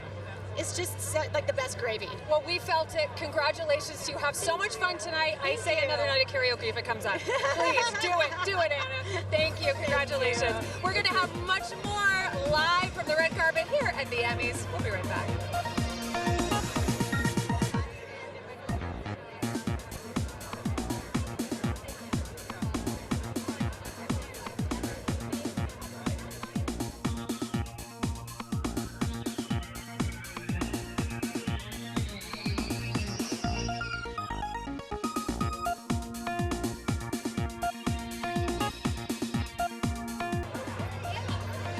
Back, everybody, live from the Emmys, the purple carpet, and standing here right now, outstanding actress in a drama nominee, Laura Linney for Ozark. Congratulations. Thank you. I was asking you how many of these award ceremonies you get to. It never gets old, though, does it? No. Because you've been to so many. It's always exciting, and it's always a real privilege, so it's always a thrill. Every time you go to one of these things, you never think you'll ever come back, so it's always nice to return. So tell me, Ozark is one of those series that just goes deeper and deeper down the rabbit hole. For you as an actress, does that elicit more emotion from your character? Sometimes. Sometimes. Sometimes. But I think that's what I'm allowed to say. Absolutely. Sometimes. But you're really good. You were saying it, not taking it home with you. Yeah, I like that. Yeah, no. I'd lose my mind if I did that. Right? So I go and I get to do all sorts of complicated emotional gymnastics, and then I go home. But I mean, as your character gets deeper, that's pretty much why you're standing here today. I guess so. I guess that's a good way to look at it. Yes, she's such a mess that here I am. Yeah. So tonight, looking forward to be with all your cast members. I know you're going to be flying back to Atlanta to keep shooting. That's right, tomorrow. You guys are in the Back middle to work. of it. Waste no time. Back to thick of work, it. trying to get season 3 done and out. And everyone, of course, always wants hints. What's next? What's next? What can we expect? Even darker? Maybe. All right. Deeper down the hole. It says it all. It says it all. Laura, thank you so much. Congratulations My for pleasure. being here. We appreciate Nice, you taking nice. the time. Nice Have so seeing you much both. fun. Thank Safe you. travels Have a back to good time. Atlanta. Bye. Sam and Jess, we'll send it back to you. Our Lady J from Pose, I don't know if you would agree, but Laura Linney absolutely beaming. You could just see it from her. Wow. We were talking to so many of your colleagues from Pose. The show means so much, not just to the people who watch it, but to the people who make it. Thank you. It's meant a lot as a writer and a producer on the show to be able to take the struggles of my past and also the struggles of my community and bring them to the television and have the world witness in a way where we can empathize with lives who might not live the same lives as our viewers. And I think that's how we really create peace and healing in the world. And you're writer, producer, and I love what you said. You said, and I make a few cameos because I can write them for myself. Well, which is the best thing. I have a bad habit of writing cameos for myself. I used to be a performer. I Yeah. used to be a classical pianist. So Oh, you can see me playing the really? piano in Pose and on Transparent as well. Oh, a classical pianist. Wow. Well, that's amazing to get to show those skills on the Thank show you. as well. I have to keep the fingers dusted You off. sure do. Wow. You're right. Wonderful stuff. Enjoy do. tonight. Have a good Thank you, night Our Lady tonight. Thanks so J. much. Have Good to a see great you. time. Thanks you. Thank you. Jessica made this shout across the way. I did. She was like, Mr. Maisel. Mr. Maisel, Michael. Here he comes. Who plays Joel Maisel? Hello. My favorite Good to show. see you. How I heard it's your know. favorite I show, say yeah. that every time I see you. I can't help myself. Yeah. Do you? It never hurts to hear. It doesn't, right? No, it never gets old. How many nominations for you guys tonight? Are you keeping track? Oh, 20 or so. I don't know. Double digits. Yeah. To me, maybe the reward, in part, is it's got to be the most lavish show produced on television. The sets are beautiful and down to the detail. When you put on the clothes. Yeah. Well, that's the cool thing is last week we won best costumes and best cinematography, and it just goes to show it's not just the actors, it's also the crew. We're a team, and it takes a village to make this show possible, and they certainly have. So it's not just the acting, it's everybody involved, and that's why it's so special. Tell Jessica every detail about season 3. Ready Come for on, this? lay it on me. Okay, well, Midge tries stand-up. And That I know, yeah. they send us emails telling us, like, repeatedly we can't reveal anything. So I think I'm going to have to abide by that. I don't want to Are the emails? Tell us about the emails. Just a friendly reminder. No, it's not friendly at all. Tony Shalhoub, I believe, got in a bunch of trouble when he revealed that we were going to Miami. So Really? yeah. Okay, we don't want to get you in trouble. No, please don't. I like this job. I want to keep it. I think for people that maybe haven't seen it, because there's so much TV, and people might go, oh, The Marvelous Mrs. Maisel, what's it about? What's so great is go to Amazon, you watch it, and it's set in a time period, 50s, late 50s, Yeah, this right? year it's 1960. I can reveal 1960. that. I think. I don't know. Maybe I'm going to get fired now, You know, but it's 1960. Yeah. And it's just an escape. Sometimes you just want to watch a show that feels good, and Yeah. it's got heart. Talk about heart. Tony Shalhoub's character, just Tony's- lovable. I was actually watching an episode yesterday because I wanted to get back in the Yeah. groove and remember a lot of stuff. And Tony, he just, I worked in a movie theater when I was a kid, and Men in Black came out, and that was the first time I saw Tony, and he keeps getting his head blown off, but he grows back. He's an alien, and that was the first time I was like, that guy is something special. And now I'm working with him, and I'm like friends with him. How I'm amazing getting is text that? messages from Tony Shalhoub. It's surreal. It is surreal. It never gets old. But he has this ability to take a line that you would never think would get a laugh, and he just like makes it funny, and that's why he's a legend. Enjoy tonight. Have a great time. Thanks. Good to see you. Congratulations. Thank you so much. We take a quick break here, and we are back. They're literally pouring in now. They are. Tons of stars. Seth MacFarlane making his way in. We just saw Seth Meyers. It's only people named Seth. We're back live from the Emmy red carpet. Ben Stiller, who I think walks away with an Emmy tonight. Good chance of that. Back with more in a minute.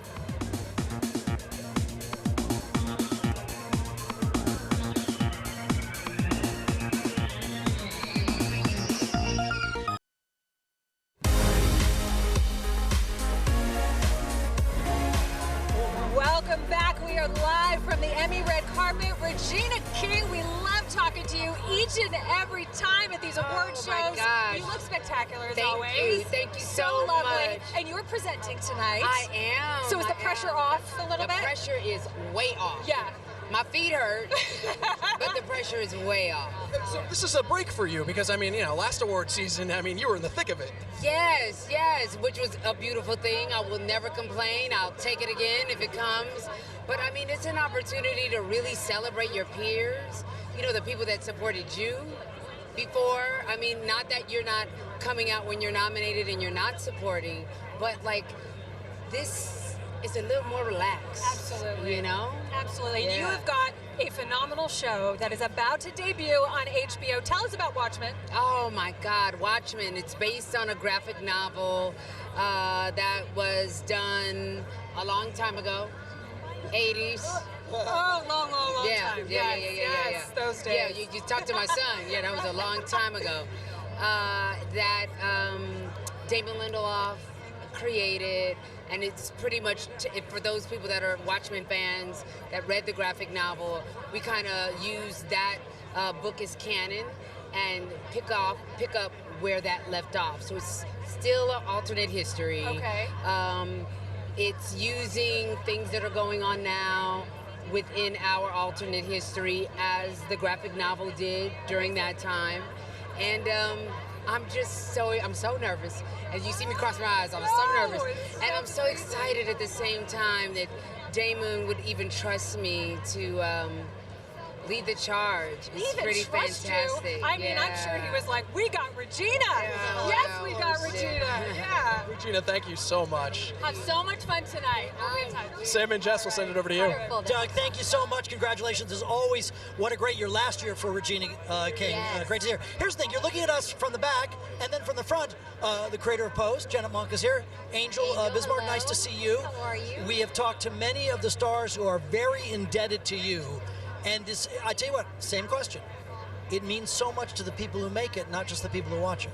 That's the great thing about being a part of this show is that it's truly impactful. You know, when we're making it, we're just thinking about telling a great story that's really centered around these characters who have never been seen before. And so the fact that we can allow LGBTQ characters for the first time be their own heroines and heroes of this story and this narrative is just truly groundbreaking. And we're just so proud that our show and that our cast can also be here tonight.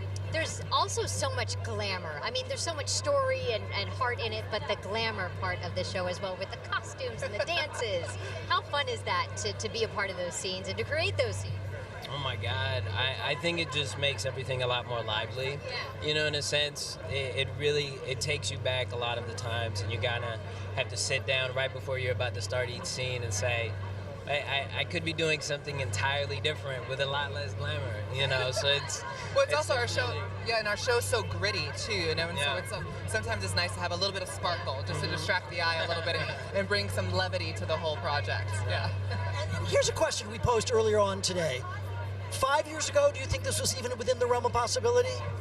Well, Transparent was out at that time, and so I think that one of our forebears really is Transparent, that had such a remarkable ride at all of these shows and kind of paved the way for us to be able to do what we do. And so I'm just so glad that we could take the baton further by casting authentically, by ensuring that people who are part of the community and are part of this story are telling their own stories for the first time. You've done that. Congratulations to you. Nice to see you. Enjoy tonight. Thanks so much. Thank you. Across the way to Megan Henderson and Doug Kolk. And we're joined by Brittany Snow. You know, we were just talking to Anna Klumsky. We were talking about karaoke songs. Since you obviously, we know you have a set of pipes on you. What's your go-to karaoke song? You know, weirdly enough, I actually hate karaoke. I hate singing in front of people. It makes me nervous. I get anxious. I start sweating. So I just immediately go for rap songs. I do Gangster's Paradise, No Diggity, which was in Pitch Perfect, but I did it before Pitch Perfect. But yeah, because you can't go wrong with like rapping a song, because then if you fail, then no one's like, wait, I thought you were a singer. Okay, You so know? I need to know, so you get nervous doing it in front of people, so when you're doing it on set, is it a mode you go into? Because you're in front of people. Yes, I have to go into like a character in my mind where I'm like, I'm a pop star, I can do this. But if I really think about it, I want to just cry. I hate singing in front of people. But you won't have those nerves tonight when you're presenting. I'm okay with talking in front of people, and I'm okay with like reading, but not singing in front of people. No, if someone wanted me to sing, I wouldn't be able to. Well, you look like Cinderella tonight. So stunning. Tell us real quickly about your new show you have coming out. Yes, my new show is called Almost Family. It premieres on October 2nd on Fox, and it's a great mix of dramedy, comedy, and it's really heartfelt because this is something that's actually going on with people right now, where they find out that they have extended family, siblings, and a whole life they didn't know about. And so hopefully people will be able to relate to it. Absolutely. We'll have so much fun tonight. Thank you. for talking to us. Brittany, Take care, thank Brittany. you. Bye, Brittany. Sam and Jess, back to you. Thanks so much. You know what? This Is Us has a variety of generations, as does Schitt's the Creek, we Levies, should say. I know. The Levies, Father there, we'll and talk son. to them. Don't they look, I mean, they look like father and son. It's amazing. All right, speaking of which, more Pearsons. And we're joined, it's Heidi and Logan. Hannah, excuse me, Hannah, I apologize. Because, you know what, we were having a very in-depth conversation about my favorite topic. M&M's. And What's important, really? Yeah. show the bag. We're offering all our stars candy. We said it's like trick or Like treat. actually holding them in the shot. Trick or so. treat. That's right. It's Halloween. You picked, you said you're a big fan of pretzel. I like the pretzel M&Ms. I do, but these are the peanut butter ones, which are just as good too. So I'm Now, excited. does This Is Us have good food on set? Do you guys have a great craft service table? What's the situation on set? Yeah. Yes, and we raid the candy every afternoon. After lunchtime, we always know that's when the candy comes out. So you'll probably, if we're not on camera, we're probably at Crafty. It's like that afternoon crash that you start to hit. You get some sweet tarts or some nerds. Sweet or something. tarts? Yeah. So is there a candy of is it fair to say Sweet Tarts is the official candy of This Is Us? We have a sour candy basket and a chocolate candy basket. So we got variety in there. That's when you know it's a hit show. know you're doing well. You know you're doing sour and chocolate. All right, tell us everything about the new season. Reveal all right now. Do you want to? We just Should we just mouth for like 20 minutes. Beep, beep, put a black bar. No, we can't. Dragons. There's going to be lots of dragons. We're copying Game of Thrones. But it's worth the wait. It's worth all the anticipation and all the keeping secrets because it's a really good season. Enjoy tonight, you guys. Nice to see you. Have fun Thank you. tonight. Enjoy our candy. You bet. We're going to say goodbye to the two of you. You're going to make your way down the stairs. Oh, you're trained. And Robin Thicke is making his way in. Of course, the Masked Singer, we feel, might have influenced the carpet here, the purple carpet at the Emmy Awards. And here comes Kevin Pollak, America's... it's Kevin Pollak's world, and we're living in it. We just talked to your TV son. Oh, yes. Michael Zegan, one of the great up-and-coming stars of tomorrow. I know, my boy. What's he, 30? So Kevin has the big arc in Billions, and he's doing Maisel, and he's still killing it in poker. Things you forgot Pamela Adlon's show. Of course, that's right. Exactly. So, but here's what I think happens. Never enough. Good work begats good work. People watch this show, your show, and it got you the other shows. Yeah, no, I especially love the day job, as I call the Maisel. We're unbelievably fortunate and lucky. Yes, we we feel are. like we won the lottery, and people keep right asking, "What are your hopes for tonight?" Just being here at the big show is it. I know. 700 scripted shows, right? Yeah.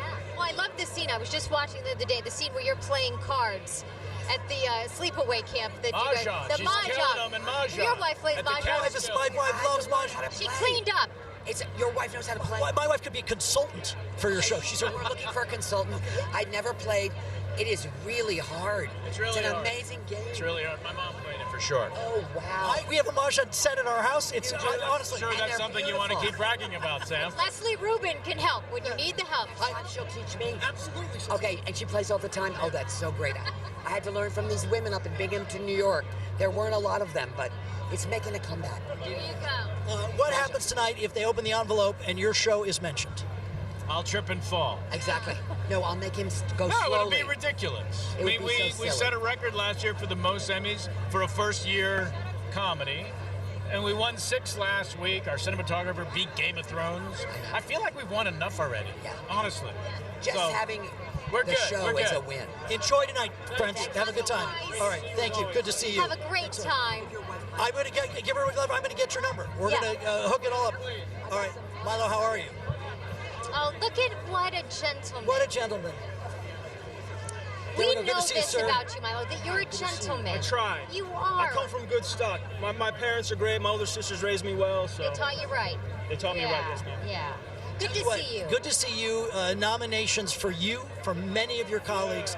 It means a lot. It means a lot. I mean, you know, for me, seeing Mandy Moore get nominated, seeing Chris Sullivan get nominated, of course, Sterling K. Brown getting nominated.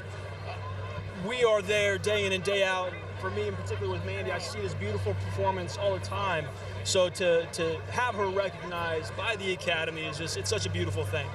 And did you hear the story about how Chris Sullivan was not even aware he was nominated? I had no idea. He was, as I understand it, he was strapping a gas tank to a Nova with his father. What? Yeah, he and his dad, they restore cars, and he was strapping a gas tank in. So I was like, and we all just started messaging him. So it was exciting. You always hear about these shows like yours, where everybody's on the group text, the group chat. Do you guys stay in touch even when you're not shooting? Are you always texting like friends would? We do. It's one of those things where I think we know that when the season is over, we give each other a little bit of space, but we're always looking forward to coming back. Yeah. Always looking forward to coming back. So we make sure we communicate that, like over the break. We're looking forward to seeing you on that stage tonight. Good luck to you. Good to see you. Thanks, Mom. Thanks so much. All right. From that gentleman who everybody loves to another gentleman that everybody loves. Henry Winkler schmoozing with Max Greenfield there. There he is. Sir, always a pleasure. We had a special day yesterday. I know. Tell us everything. How was it? You got an award He yesterday. was, first of all, so generous that he came in the middle of a Saturday afternoon. He has supported me as you have for so long, and there he was presenting me with an award. And you gave the most remarkable speech, and it was a television humanitarian award. And what Henry has done for those with dyslexia, as Henry himself has. I had no idea. We wrote the book, and then I started talking, and I didn't realize that people don't talk about the fact that they have a challenge. They are embarrassed, as opposed to it's wonderful. And then you said the greatest thing, which I thought was so hilarious. You said, as actors do, you know, there was happy days, and I went through a lull. Who knew there was a lull in one's career? No. I thought I was going to go from mountaintop to mountaintop. I looked down. No there valleys. were grass stains on my knees as I slid into the valley. But look at and you now. Here comes what you also talk about, a willingness to audition. So did Alec Bird talk to us about getting to Barry? Well, you know what? If you don't audition, there are so many actors who say, oh, they know my work, they can see me on tape. But people need to see you in the flesh in order to make a decision. And you must never be so out of touch that you don't audition. And so you played this acting coach in Barry. I do. And you said you've had a few doozies back in the day when I you had your 14 teachers. Did you really? Yes. Stella Adler, one of the most famous actresses and drama teachers later on, said to me, Winkler, sit down and shut up. You see nothing. You know nothing. That's the beginning of my drama school. And you stuck with it. I did. I sat down and I shook like a leaf. But I'm here with you now. And you're here, and you tell me, this is the blessing or maybe the burden. You won last year, that marvelous Eruption. You're a nominee this year with two of your co-stars in the same category. Unbelievable actors. And Stephen Root was my acting partner this year. And Anthony Corrigan. And I just want to say that maybe it is somebody else's chance this year. But my sense is you're fine with that. I am fine with that. I'm fine with that. I polish my Emmy once a week. And it sits right there on the dining room table. Enjoyed it tonight. So much fun yesterday. I was so pleased to be asked. It was just great. I was so pleased you were there. Thank you. We love you so very much. Congratulations. We would love to see you soon. Brand new book. Oh, excellent. Yeah, it comes out October 1st. Well, we'll talk to you about it. Thanks, Henry. Okay, from one handsome guy, here comes the beauty. Can you help Betty Gilpin up the stairs? Goodbye, goodbye. Goodbye, goodbye, goodbye. It's very How pretty you sing, Betty. Sorry, are we live? We're live. Could have ruined my career with my opinions. How are you? What is that like? I mean, not just Henry Winkler, but these are all your peers now. It's insane. I feel like a part of I think I'm not nervous, and then I'll meet someone I'm excited to meet. Like I just met Phoebe Waller-Bridge, and I was like, okay, Braden, we're meeting Phoebe Waller-Bridge. What are we gonna say? And they were like, mountains, 6 a.m., 4 cheeseburgers. I'm like, well, we can't say that. Because that's not going to help. Yeah, that's not a sentence. So, yeah, we feel the same way when we look at celebrities and we stand here like, what do we say? But the fact, Glow, you're nominated. How exciting. Is it a thrill to body slam and to do all these stunts in the ring as we think it is? It is a thrill, yes. Yeah, for so long, the way I exercised was very, like, advertise the dowry muscles and then, you know, not for function. And now I exercise to throw people. Yeah. The phrase dowry muscles is new to us, so we're happy to hear that. Well, yeah, we have to advertise them tonight. Ted, we'll get your boss over here. Great, Ted Sarandos. We'll have him not be shy. He's schmoozing Henry Winkler, so as that often goes. Melancholy to learn about the final season, the announcement of it? No, I think we're all really excited. You know, I think the story goes for 4 seasons and is going to be perfect. Yeah, we're going to be very sad. And when all the ladies, you see them tonight, do you guys just enjoy hanging out? Are you the ones on the dance floor later? There's a lot of screaming and face holding. Like, if we run into each other at the grocery store, it's like, you are the most wonderful poem of a person, and you are not your mother. Like, it's very... All right, let's bring your boss of sorts, Ted Sarandos, off. Okay. All right, tell her how much the show means to you guys at Netflix. Well, we're back. Need one, say more. No, the show is fantastic. Now, have you been invited to these powwows at Ted's house? Oh, I was there Friday night.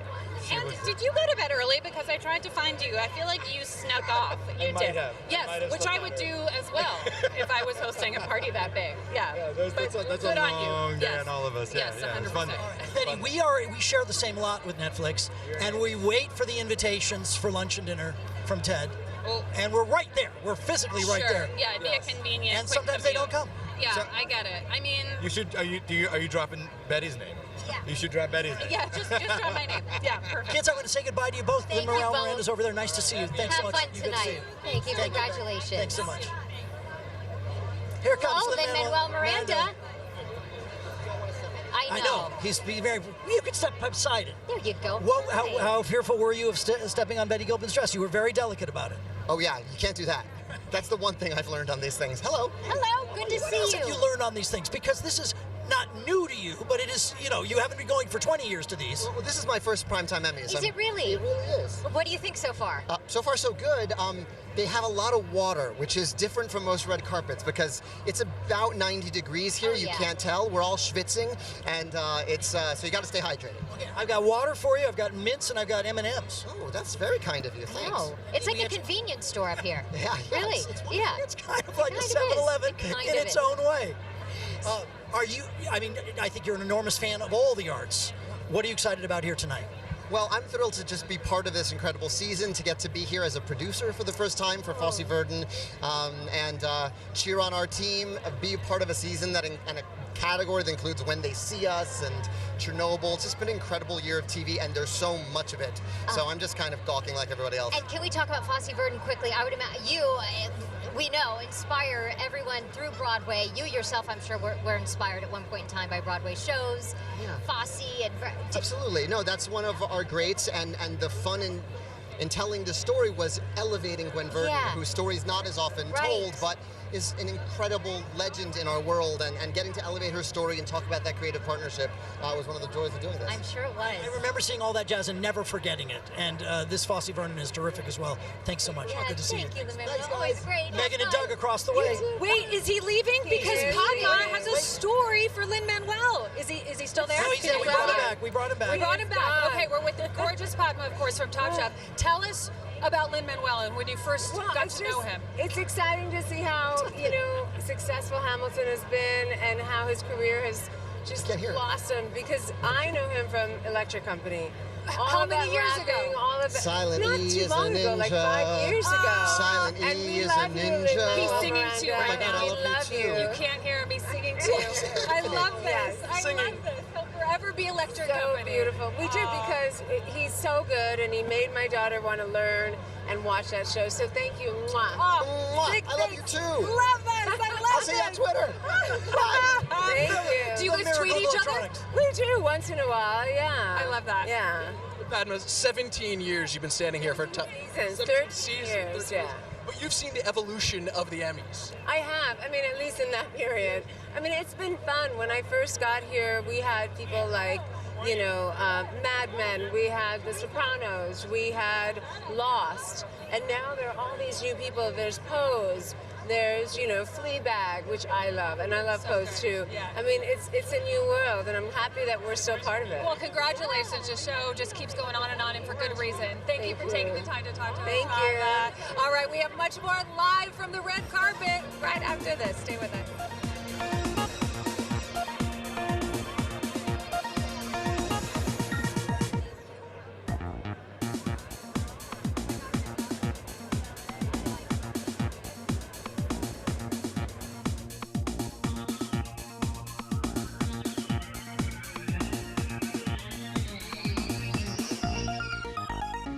KTLA's Live from the Emmys is brought to you by Nordstrom Rack. It's fashion at a fraction.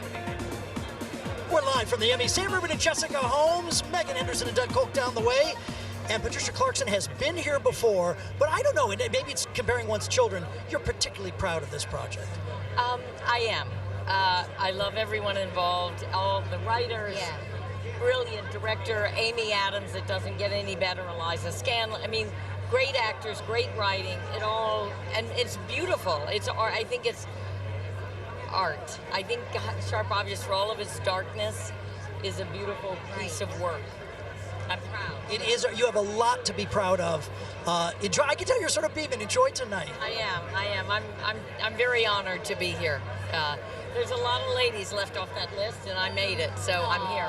I'm honored. Have a great time tonight. Thanks so much, Patricia. Have a great time. Have a great time. We say so long to Patricia Clarkson. Okay, we've got a little train. Did a little train here.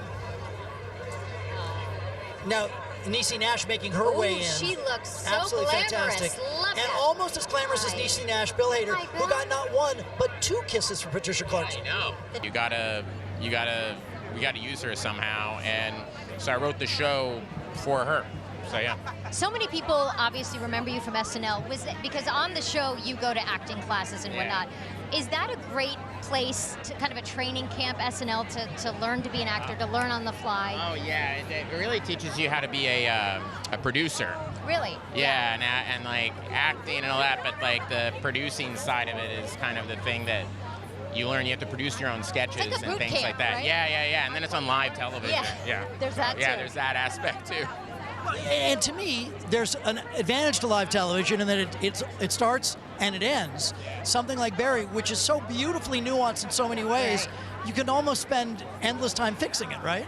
Yes, and I think we're good at kind of giving ourselves not a lot of options when we're editing because of that, because I know we'll tinker around with it forever. So yeah, definitely. I think we're going to see you backstage tonight holding an Emmy. I don't think so, but I think it's good. Yeah, I don't think so. That's very nice of you, man. Enjoy tonight, Bill. Good to see you. Thanks so much.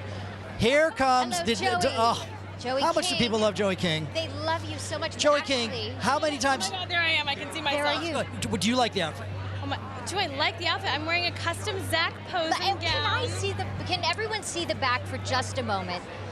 Wow, this is a dress moment. I'm so excited. Zach knows a woman's body. I mean, I feel so good in the dress. He's great. There's the wonderful video of you learning that you're an Emmy nominee. Yeah. You share it with your mother. It has now been shared with the world. Talk to us about that video. Every time I talk about it, I start to get emotional. I can't believe that I'm here as a nominee. I kind of feel like it's a lie. Like, I can't believe I'm nominated this year. That moment for me was unlike anything I've ever experienced. I mean, this is the highest honor you can get in television, really, and I'm just so honored to be here. You know what's so great? You inspire many too, because the young actress from This Is Us, we asked her, we said, who do you want to meet? All this love. She said, Joey King. She goes, if I meet Joey, then her night is made. Does that mean so much when younger actors really say that about you? I mean, I'm so thrilled that my presence has resonated a little bit even with younger generations. I feel really lucky, and I mean, people ask me if I feel pressure from it, but I don't. I feel very much like I'm very happy to have that responsibility. Yeah. I want young women and young men to feel like they can be themselves and be comfortable in their own skin, which is something that's very important for me to put out there. Terrific, Joey. Nice to see you. Enjoy tonight. Congratulations. Thank you. Good to see you, honey. Is Quick Mom break here? here, and we're going to be right back. Hi, Mom.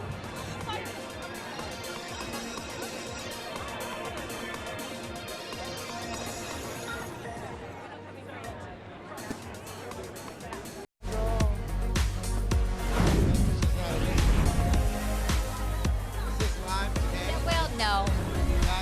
It's TV's biggest night and one of TV's biggest stars, and so great on the big screen as well. Sam Rubin and Jessica Holmes. Lucius is in the house. Terrence Howard here.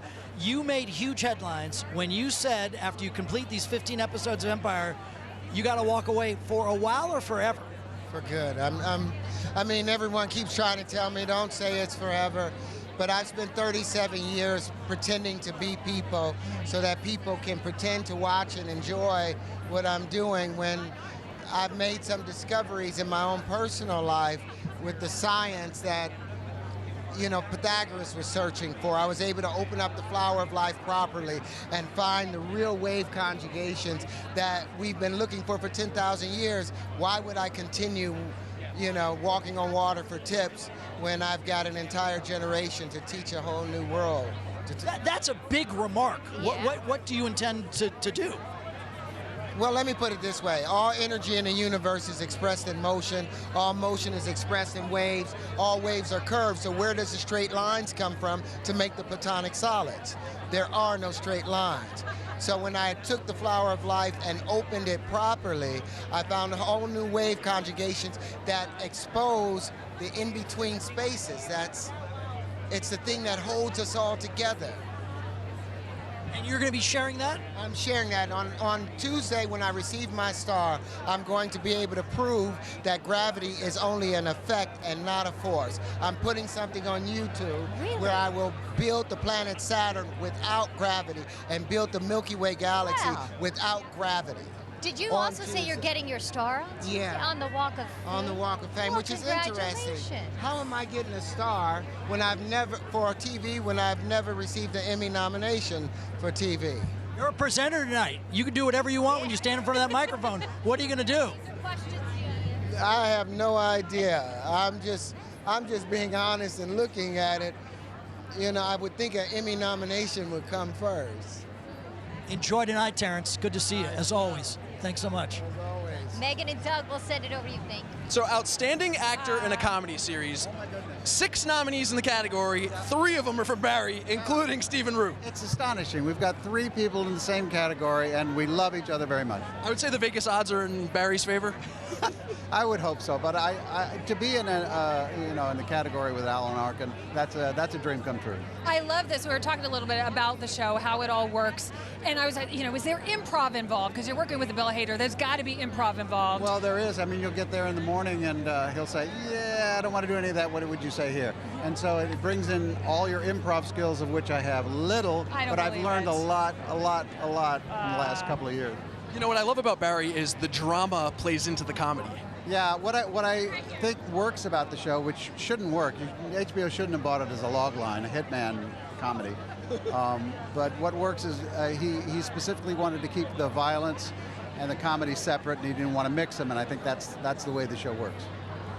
Stephen, we wish you the best of luck today. Thank you so much. Tonight. Such a pleasure. Congratulations. We're going to bring in John Oliver right now. John Oliver! Lovely to see you. Lovely to see you. It's my wife, Kate. Beautiful. Hi, Kate. John and I talking about we share the same hairdresser. What's we have the same hairdresser. Yes. He's a good hairdresser. Right? He did well. He's done very well. He does his best with me. Oh, no, he leaves it all on the field. Does he do your hair as well?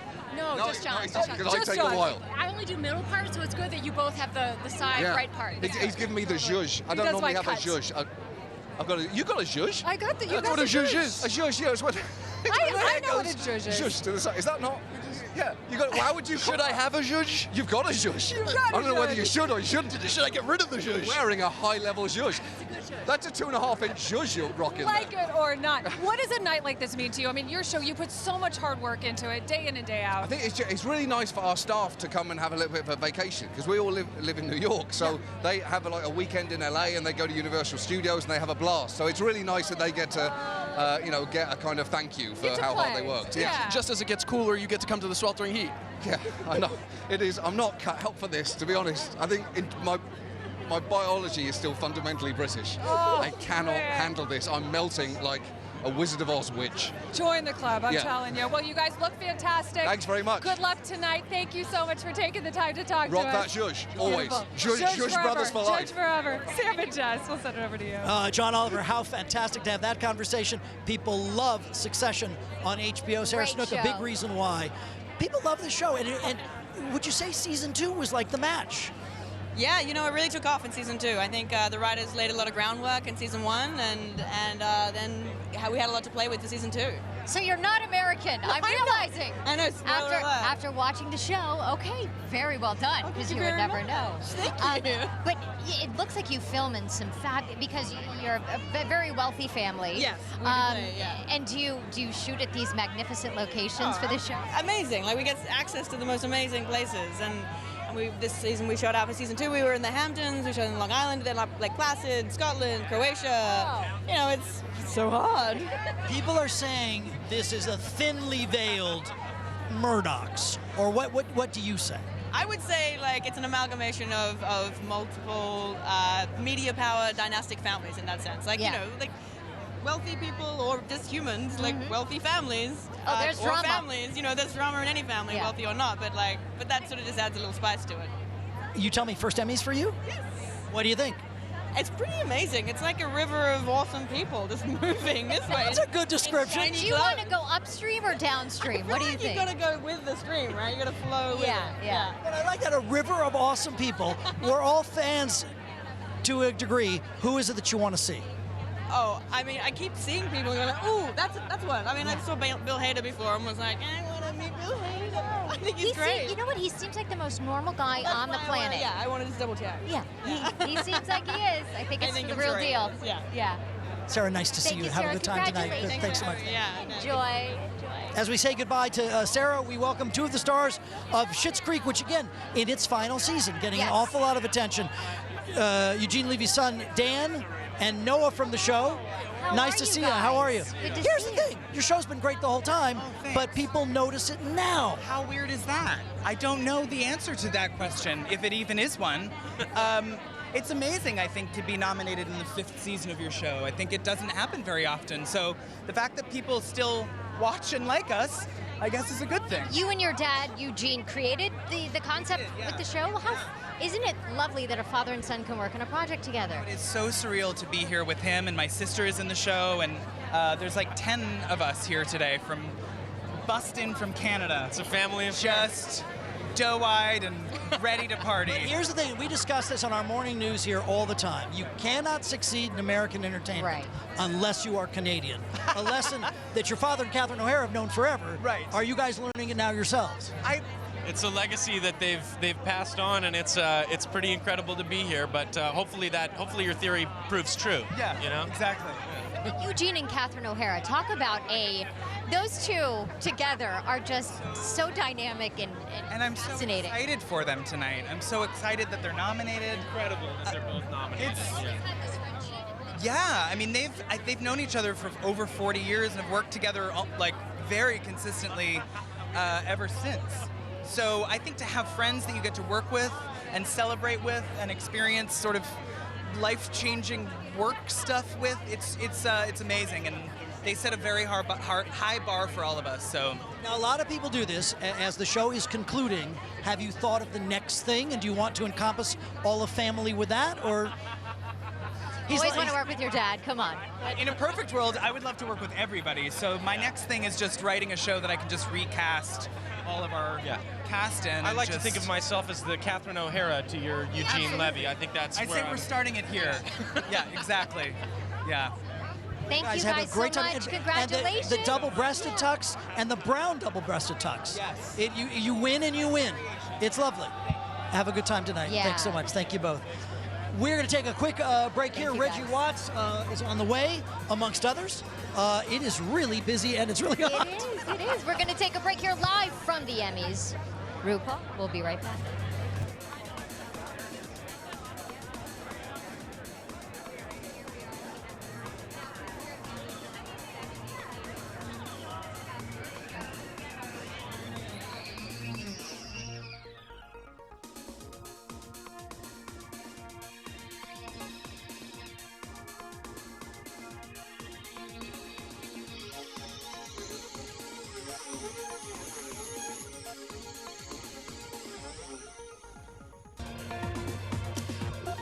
Blackish Star, and gosh, how many times has Anthony Anderson been nominated for an Emmy Award? He will join us later on the red carpet. But Reggie Watts is here now, and here's the great thing about Reggie. Of course, James Corden has enjoyed great success, due in no small part to Reggie's leadership of the band, but you're sort of a band leader, and you're obviously a very accomplished comic, and he brought you in for your musical ability, comedic ability, or both? What a good question. Very good, Sam. I think, excellent, Sam. Thank you, Jess. I think he just wanted, I think he liked what I was doing. He thought I would add like a good spirit to the show, and it wasn't like a usual kind of band situation. So he took a risk, and I think it worked out. It's worked out really, really well. When did you think, because I think James himself thought this is week to week for X amount of time, and then it just kicked in. Yeah, I mean, it's funny. I think we all kind of went in going, well, let's see what happens. And then now it's almost 5 years later on. It's worked out. And sometimes that's the best approach, isn't it? Like, let's just see how this thing goes. I think so. I mean, when it comes to a show that just kind of appears, Yeah. it was a window, and it surprised him and myself simultaneously. So it's worked out. It's great. We had like nothing to lose. Well, you know what? Maybe that's the best place to start.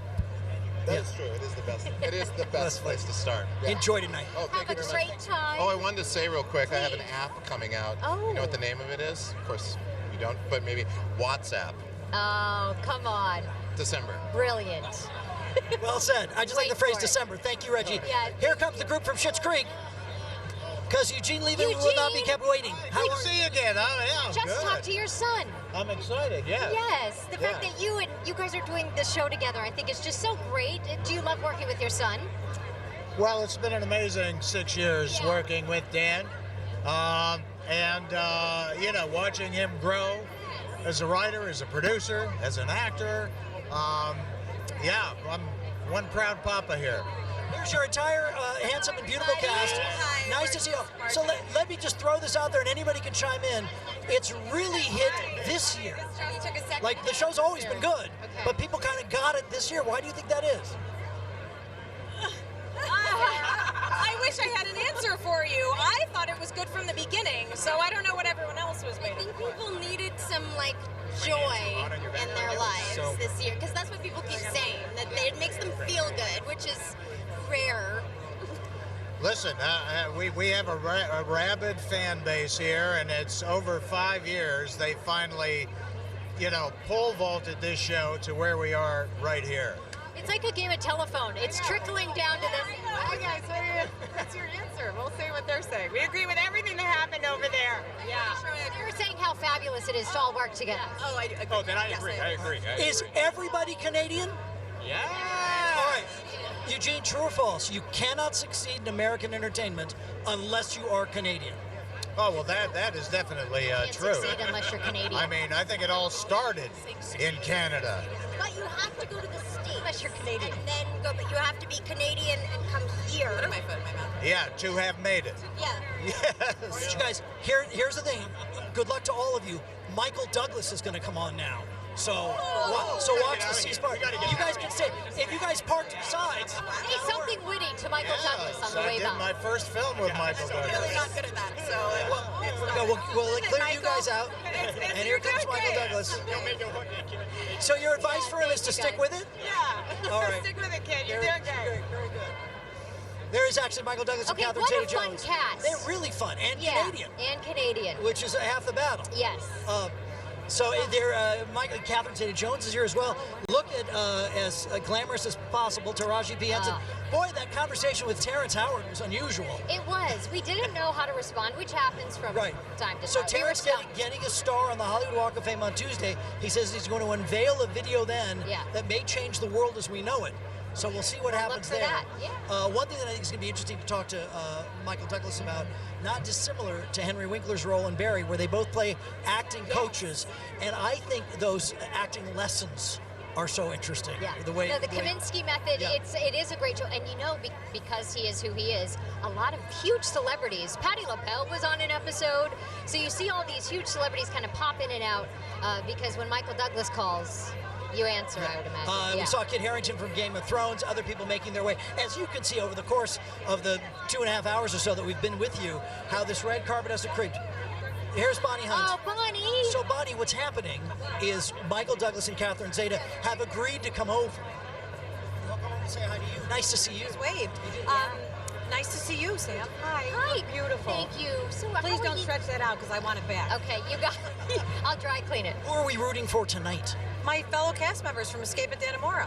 The show is so terrific, and the idea that people think of you as comedic and Ben Stiller as a comedic expert, and look what you've accomplished. Yeah, I think Ben and I come from the same school, that the comedy comes from the truth. So doing a drama like this was great for us. Good to see you. Enjoy tonight. Thanks so much. Thank you. Thanks so much. Oh my gosh. Here we go. Thank you. It's always good to see you. Michael Douglas is now giving a smooch, as is Catherine. Catherine and I Hollywood royalty. We right were in here. a movie together. What? Don't bring that yes, up. But no, don't bring that up. There it is. Hello. Nice to see you. Nice to see you. It's always great to see you too. Here's Hello, the thing. Catherine. Congratulations to you. People have a great affection for the show. We love the scenes at Musso and Frank's. We love how LA it is. And this idea, I've never been in an acting class, but I assume that's kind of what it's like. Yes, it is. I have been in a couple, and I drew a little bit from my acting teacher in New York, and Chuck Lorre obviously did a lot of work. But that's sort of the feeling. It varies in terms of how touchy-feeling you're going to be versus how critical you're going to. But this is really a treat. I don't think of myself usually in the comedy area, so I'm particularly. I think you're funny, honey. Thank you, honey. I think you're hilarious. Thank you, honey. But my father doesn't think I'm very funny. Your dad does not think you're My funny. dad at all. is his best comic. He says, "You're not funny." He says, "You know." When hubby comes home and says, "You won't believe it, I've just booked a Netflix series," what did you say? Well, when he gave me the rundown of movies we're going to be working with, it was with Chuck Lorre and Alan, and then knowing all the other cast members who were coming in, I was just thrilled for him. You know, we're both very specific. It takes us a lot to leave our lovely home with our children and our lives, and it needs, you have to be 100% committed and passionate about something, and then it's just wonderful. And he was certainly that for the Kaminsky Method. There's this kinship with you and Alan Arkin. It's so wonderful, yeah. You're brothers from another mother, that kind of No, thing. that's the beauty about working with a good actor. Alan and I never knew each other before the show started, yet you're pretending to be friends for 40 years, and a lot of people thought we knew each other for a long time. The banter between you two almost feels like it is not scripted, but that's because you're a fabulous actor. But are there moments where it isn't scripted? Oh, it is very scripted.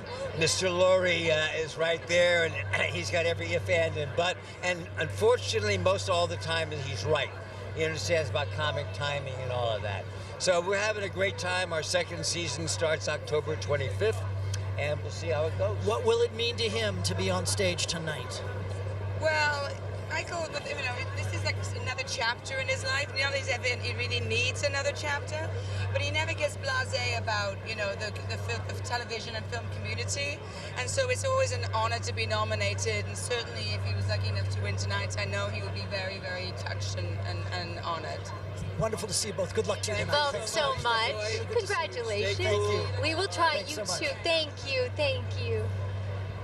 And now, essentially, it is the Michael Douglas of a different generation. Sam, do not. I almost Justin, It'll- he You steps on Catherine Zeta-Jones's train. Where's Chriselle? Please, Chriselle, come In up essence, here. are the two of you not the Michael Douglas and Catherine Zeta-Jones of a slightly different generation? Oh my, you're beautiful. Wow, I've never heard that before. I'll take it. I will take We'll that. be here all day.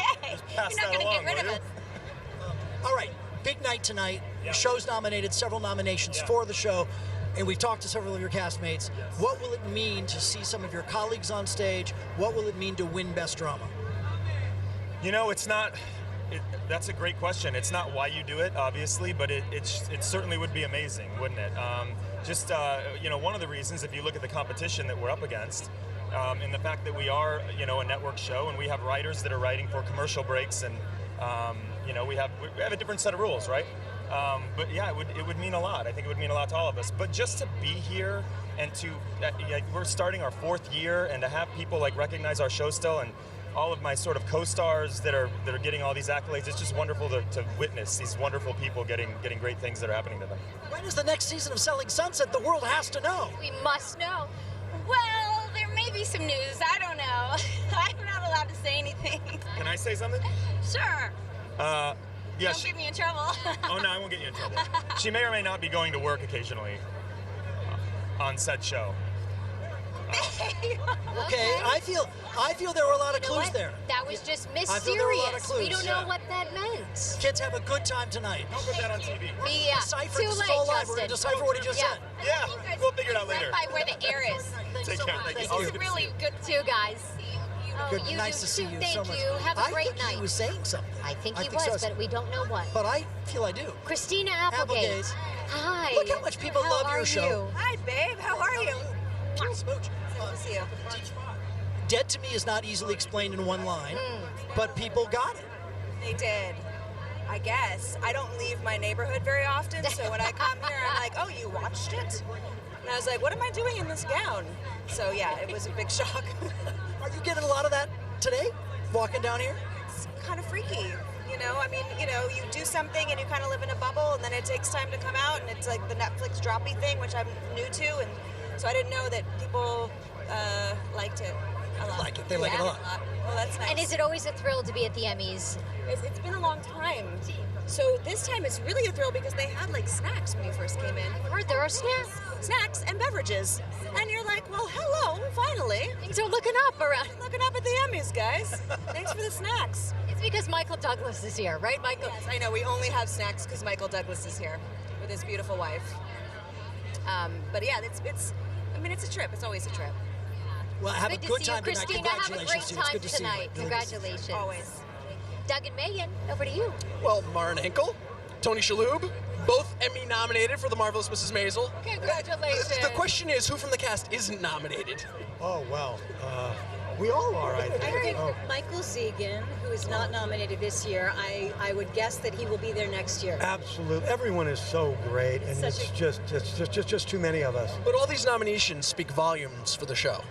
Oh, absolutely. And at the last week at the Creative Arts Emmys, we had a pretty good showing. We took in six awards, a couple for guest star acting, cinematography, costumes. So, yeah, we feel like we're on a little bit. We have a little momentum behind us. Well, little people of a tailwind. love your show. I mean, you guys kind of right out of the gate had this huge success. People responded to it immediately. Does it feel different as the seasons go on? I mean, people still love it. Well, people still love it, and Amy and Dan, you know, our showrunners, you know, they just kind of keep outdoing themselves, which just seems impossible and unsustainable, but they just keep doing it. The show keeps getting bigger and bigger. We get a script and think there's not any way we're going to have more extras, and they add another 100. Or we get, you know, the idea that we get to fly to another part of the country. It's just a dream. Right. We're getting the wrap here, but congratulations and best of luck tonight. Sam and Jess, we're going to send it back to you guys on the other side. All right, here's what we love about Bradley Whitford. Not only does he have the best bride in all of Hollywood with Amy Landecker, and story. he won an Emmy. Yes. So you're a winner. I'm obnoxiously lucky. And I got these M&Ms from you guys. It's incredible. Thank you. Thank you. How happy are you that it's all happening for you and none of it's happening for Josh Malina? Question of the night. I am absolutely thrilled. Yeah, Josh was not nominated for anything this year, or last year, or the years before. And actually, he posted today that the Academy reached out and asked him not to even watch the Emmys. But yeah, Josh Malina's nowhere here. You will not see Josh Malina here. Was he at your wedding? He will be, and it scares me because I know he's going to do something. Private ceremony, but we're having kind of a larger celebration. And I have a feeling something's going to go down because they're both pranksters and do these horrible. I mean, I'm scared. I feel like I'm going to wake up and he's going to be in my bed or something awful's going to happen. He scares me. With good reason. You're already a winner. Congratulations. Yeah. Thank you. I'm so glad I don't have to sit through that again. We have to take a quick break here. We say goodbye to the happy couple. We'll be back. He's a terrible actor.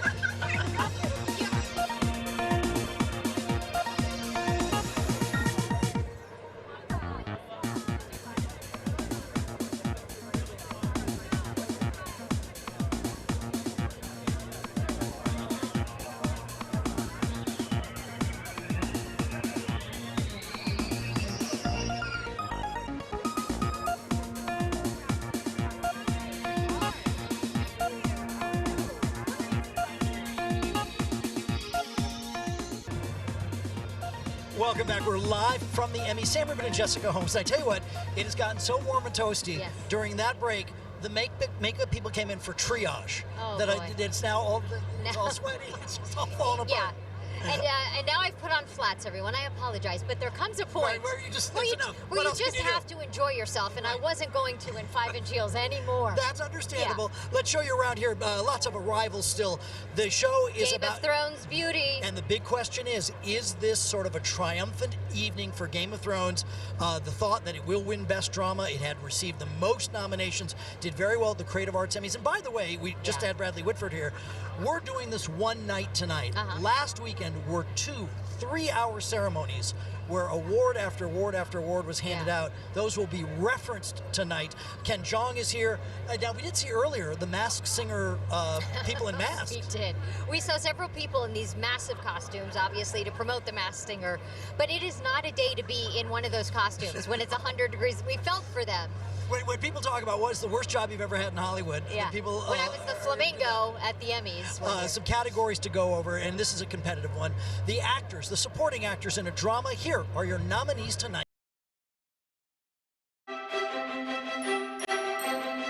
Alfie. I took this castle from you. Let me defend you now. Jonathan Banks, Better Call Saul. Plan's fine as far as it goes, it's just not for me. Nikolai Coster-Waldau, Game of Thrones.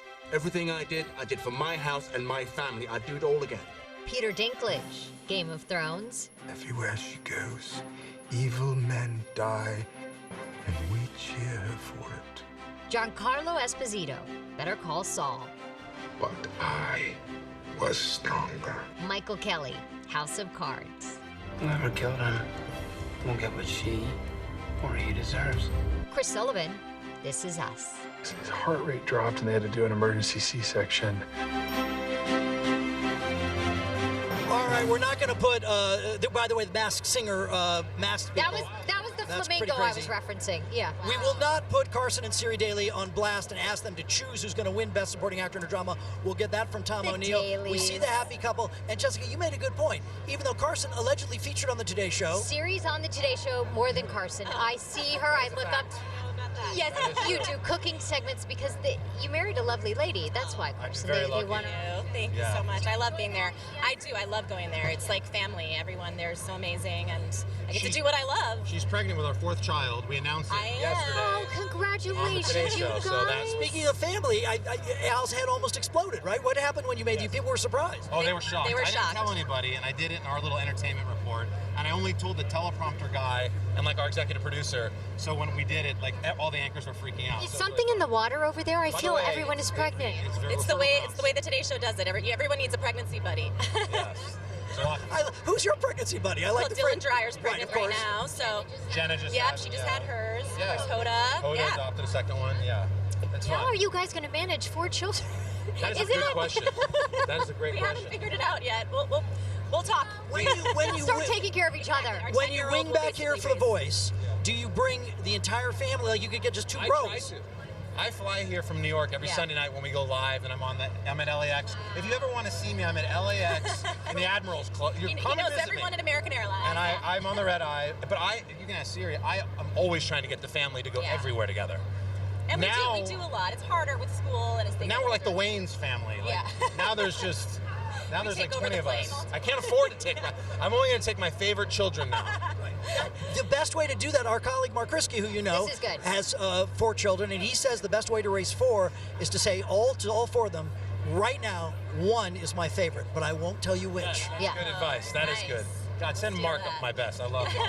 I should pick Mark's brain about being a father of 4. Precisely. Emmy nomination tonight for The Voice. Yes. We're excited. I mean, we've been coming to this thing when, Amazing Race won it seemingly every year.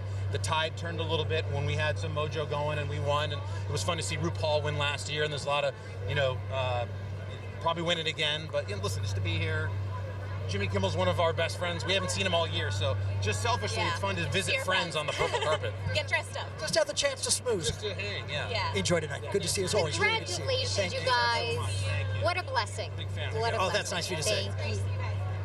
Jason Clayton is making his way in. John Leguizamo. Star of Hello. stage. How are you? Hi, Jessica. Hi. Good to see Tell you. us about the show you're doing here in town right now. I'm doing Latin History for Morons at the Amundsen Theater, changing people's lives. They get transformed. Yeah.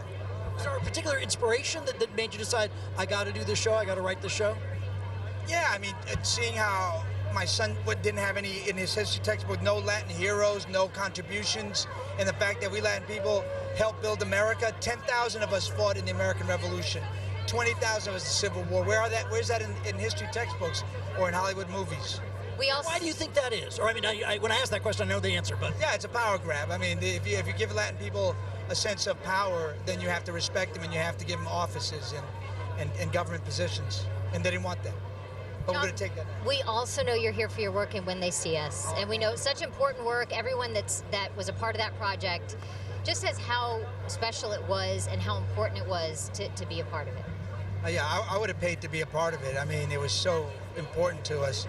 I mean, to show how wrongfully these young Latin and black kids who were innocent, 13 and 14, was accused of a rape that they didn't participate. Even when the DNA was conflicting, they still prosecuted them. And this is not an isolated case. That's what's so beautiful about this show, is that it helps us to see an injustice that continues since then, now, and continues. This is I don't know if the appropriate adjective. It was difficult to watch the show. It's very effective. Was it difficult to make? Oh, absolutely, absolutely. Even when my wife and I would rehearse and she'd help me run lines. I'd start crying. I couldn't even get through a page. It was just. Like, how am I going to learn my lines if you're crying all the time? And then when you're doing it, everybody was so serious, and we wanted to do right by it. Nobody was messing around. We just felt like we had to be precise. We couldn't fudge anything. And I would imagine as a father, too, the difficulty in playing the role that you played, right? You can't help but think of your own children, right? Yeah, I immediately thought of my son, and what if he was in the situation? What would I do? What if I was a dad that was a single dad that had 4 jobs, that was about to lose his job, and you knew your son is innocent? What do? What this father did, he signed the confession and said, somehow I'll get the right lawyers eventually. Somehow my son's innocence will come to light, and it did, like a decade later. It's an amazing story, and so well worth seeing. I'm so glad the Academy has brought more attention to it. I mean, people have responded to it. 16 nominations is incredible. Yeah. But even the Bernie's one that deserves it. Pleasure. Yeah, Thank you, John. Thank you so much. Thanks so much. Nice to see you. Have a great night tonight. Thanks Congratulations. So much. You know, and that he brings up a very good point. Just the fact that it got all this attention, and it has such tremendous merit. And so well we're seeing. We're doing that thing, which is at 1% rude, where we're kind of looking past people, and they're sort of rushing people in. Maybe more than 1%. But okay. 12% rude. Sure. Kerry Washington, I see over there. Oh, yes. And then we saw James Corden. Jimmy Kimmel sort of motioned hello, but was right. What they do here, by the way, it's a live television broadcast that, of course, begins at 5 p.m. So they want everybody in their seats by 5. Where's so our friend Tom O'Neill? We will ask the crack staff. Oh, Tom. Tom, come There back. he is. He's been people watching. He's had the best seat for people watching. Come on up, Tom. We were talking, great people watching, right? This is the best seat in the whole Emmys right here. I know. We were talking about Best Supporting Actor in a Drama. And a really good category. Sometimes I think almost the supporting categories are more competitive than the leading categories. Right, and this is a case of where if Peter Dinklage does it again, he's going to set a new record for the most wins in this category. But it's the drama supporting actress race that is the one that all the experts are watching, because no Game of Thrones actress has ever won an Emmy. This is the show that just dominates the Emmys, and of course we've got 4 of them nominated. Wow. Tom, we're going to talk about more predictions in a moment. Kerry Washington is right behind you and comes to our stage. Hi. You guys are live? We're live. That's amazing. You're wearing pants. I am wearing pants. No, don't talk about this. This Just is talk stunning. This is so you look like a mermaid confection. Oh, right? Doesn't she look like it? To hear that, she's beautiful. These pants. Thank you. I'm very about these pants. My daughter was into them. They're sequins. They flip. I feel comfy and cozy and excited to be here. You look fab. Thank you. This is a great time in TV. You've got a new Netflix project, a movie. I do. It's a really special film. It's called American Son. It's based on the Broadway play that I did last year. And it is such an important, wonderful story. It's really a love story, a story of a family. It's about an 18-year-old kid who goes missing. He doesn't come home. And myself, his mom, and his dad, we are desperate to find him. It all takes place at the police station. It's very gripping and exciting.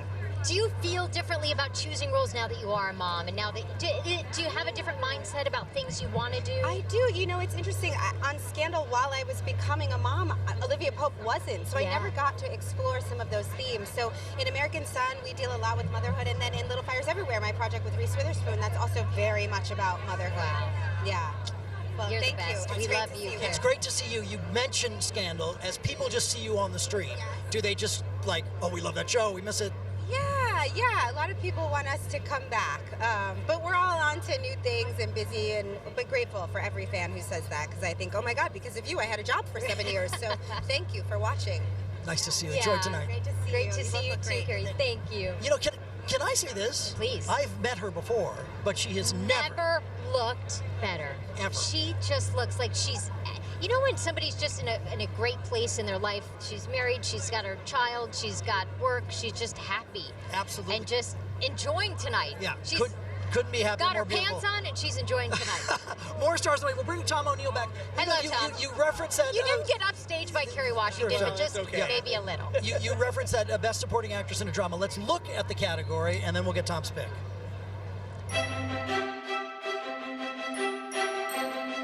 Gwendolyn Christie, Game of Thrones. We have never had a conversation last this long without you insulting me. Not once. Julia Garner, Ozark. If you got something specific in mind, spit it out.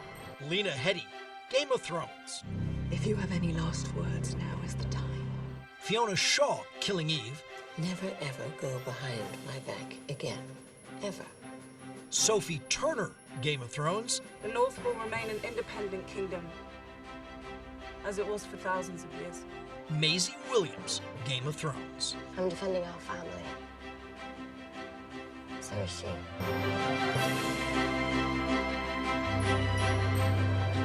All right, what do you say? Personally, I'm a Maisie Williams fan, but you have to be realistic here. With 4 co-stars nominated against each other, that means the vote will probably split. Sorry, Game of Thrones fans. Right. And Julia Garner will win from Ozark. But I tell you what, I like seeing new faces. I loved her in The Americans. I just love her in general. I think she's a star completely on the rise. Right, and she's got a very flamboyant role on Ozark, which is the most watched original series on Netflix. So it's got a lot of things going for it, but the Game of Thrones has just all this loud momentum.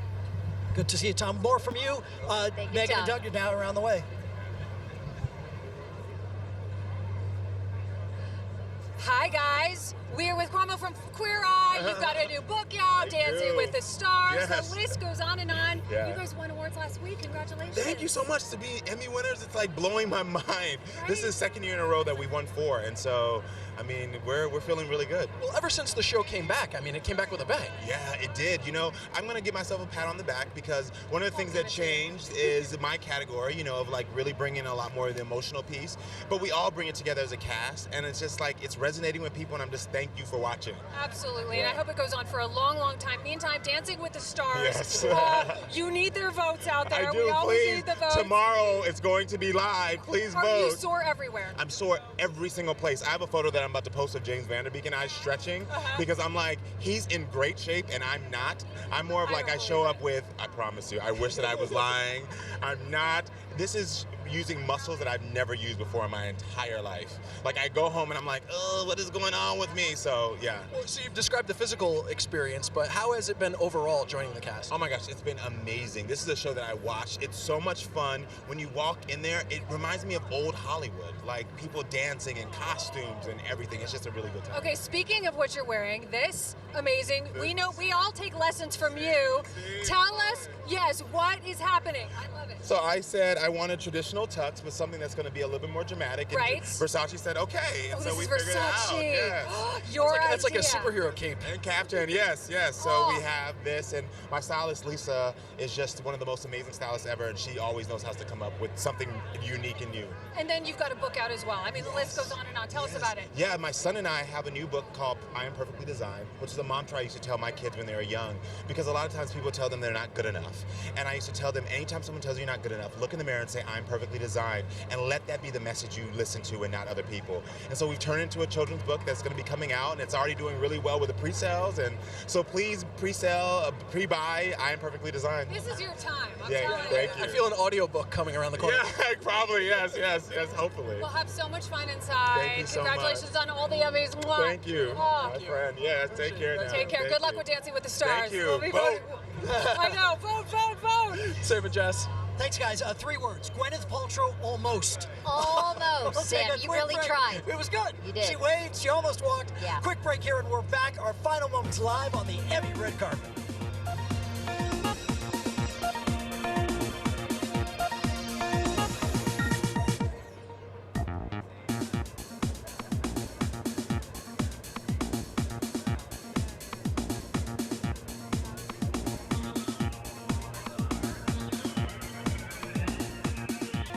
Live from the Emmys, our purple carpet special. The carpet winding down, but not before we talk to Asante Black from When They See Us. You are the youngest Emmy nominee today, and you're the only nominee where your first role you were nominated. Yes. Yeah, this is all so crazy. I never would have thought I'd be here a year ago. But I'm just so glad the Academy recognized all of our talents, everybody that worked on When They See Us. It's such an honor. Yeah, this is one of those where you have an ensemble cast and everybody is recognized for their part. Yes. I mean, even within the acting category, we got so many nominations. So I'm so happy to be here with my family from When They See Us. And I mean, we worked so hard on it. I'm so glad. Your first project ever. How did Ava find you? So I did have an agent, but it was just a while until I booked anything. It was like 4 years without getting anything, and then out of nowhere, I auditioned for When They See Us. Had a bunch of auditions for Corey, actually. Right. And then she finally said she wanted me to audition for Kevin, and I auditioned, and she called me the next week, said she wanted me to play Kevin. So I was in tears. It was amazing. Was there a part during production where you hit your stride? What do you mean? like because you haven't been, acting like this before. Picked up the pace. Yeah, exactly. Yeah. I mean, Ava and the cast were so great. It kind of felt easy to do that, like within the first week. Felt like family. Felt like I had been doing this for a while. They made it so easy, so it felt like I was a natural already. This is such an important project for many, many reasons because of the historical aspect of it. It was difficult to watch, though. It was important to watch. Was it as difficult for you to film it as it was for us to watch? Yes, 100%. There were moments where I had to step away and kind of collect myself because the emotions were running so high, especially when these men, the real men, are there on set almost every single day watching it as it goes down. So it was definitely a challenge sometimes, but it was worth it. It was worth it. Sanjay, enjoy yourself, man. You're killing it. Thank you. Boom. Sam and Jess, we'll send it back to you. I can't do it. Great conversation there, and an actor very much on his way. An Oscarologist, an awards expert, very much on his way. Tom O'Neill. Tom O'Neill, here we go from GoldDerby.com for comedy series, and your nominees are Barry, Fleabag, The Good Place, The Marvelous Mrs. Maisel, Russian Doll, Schitt's Creek, Veep. Don't make us Jessica choose. says don't make me. Don't make us choose. I'm making them make a prediction first. Jessica, you first. I love The Marvelous Mrs. Maisel. I just think it is such a fun show. It's light, it's happy, but it's smart and all those things. However, Okay. Veep is one of the funniest shows to ever be on television. So I'm so And torn. it's going off the air. They might give it a farewell. torn. What do you say? But I tell you what, this is where I think distinct in predictions vis-a-vis Game of Thrones. Veep is fantastic, and it went out with a huge bang. This last season, as good as any season. Right. So I say Veep because it was so strong throughout, and so especially strong this year. Yeah, but Fleabag's the hot new thing. I coming know. in. And Barry significantly Yeah. upped its number of nominations. What I'm saying is we have a four-way race, Right. and you need a lot fewer votes to win. I think it's Veep. I think you're right. All right, now with Barry, okay, it's great. Right. It's not a comedy. All right, well, but most of the comedies on TV are not. Is Fleabag really? I guess Fleabag is a comedy, but it's very dark. And Russian Doll. I Oh, mean, well, that's a good example. not really a laugh riot either. I know, but I know. very good. It's a great show, Right. but I wouldn't say funny. Well, for dramas, Yeah. let's go to the actual dramas, and one, of course, leading in terms of nominations. Here, your nominees for Best Drama. Better Call Saul, Bodyguard, Game of Thrones, Killing Eve, Ozark, Pose, Succession, This Is Us. I think it's hard here because, again, this for the moment has a real important quality, and as we've discovered over the course of our 3 hours here, Pose is the most for the moment. Game of Thrones, obviously this history. Yeah. This Is Us is the broadcast show. It's the show that everybody sees. But Game of Thrones is the biggest winner in Emmy history. It just had 10 wins at the Creative Arts. It just needs 2 tonight to tie its record for the most in 1 year. In other words, look for 3 for a new record. I don't think it can lose drama series, and it's probably ahead for directing, and it's probably ahead for supporting actor for Peter Dinklage. That will set a new record. Of any of those shows, are you plugged into any? And Succession, people like more this year. Well, you know what? I really did enjoy Succession a lot, but I don't think it's in that. It's But I not think in the top. I need to take right? back that prediction for drama series for Game of Thrones. I think this is where we see Succession winning the writing and the directing awards. Okay. All right, so now we will move to limited series, which I think, here's the thing, and Tom, this is the business, this is exactly what Gold Derby does. There's so much more now than there was 5 years ago, certainly way more than there was 10 years ago. Do you find that it engages more fans, or people find it almost too daunting? It's expanded so much. Remember, there were times when we didn't have a limited series category. They didn't have enough contenders for it. But here, of course, we have Chernobyl, which has been sweeping all the precursor awards, and When They See Us, which I think is the critical darling, but also it won the casting award. If you're looking for tea leaves, normally you go with that. I'm saying When They See Us, but boy, I'm scared at all this love for Chernobyl. Well, let's look at all the nominees for limited series here.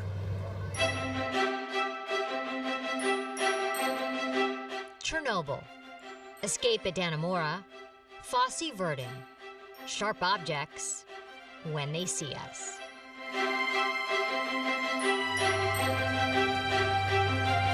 All right, Escape from Dannemora, Patricia Arquette, I think, has a very good chance. Ben Stiller as director. Again, a name that people know, and unexpectedly successful as a drama director.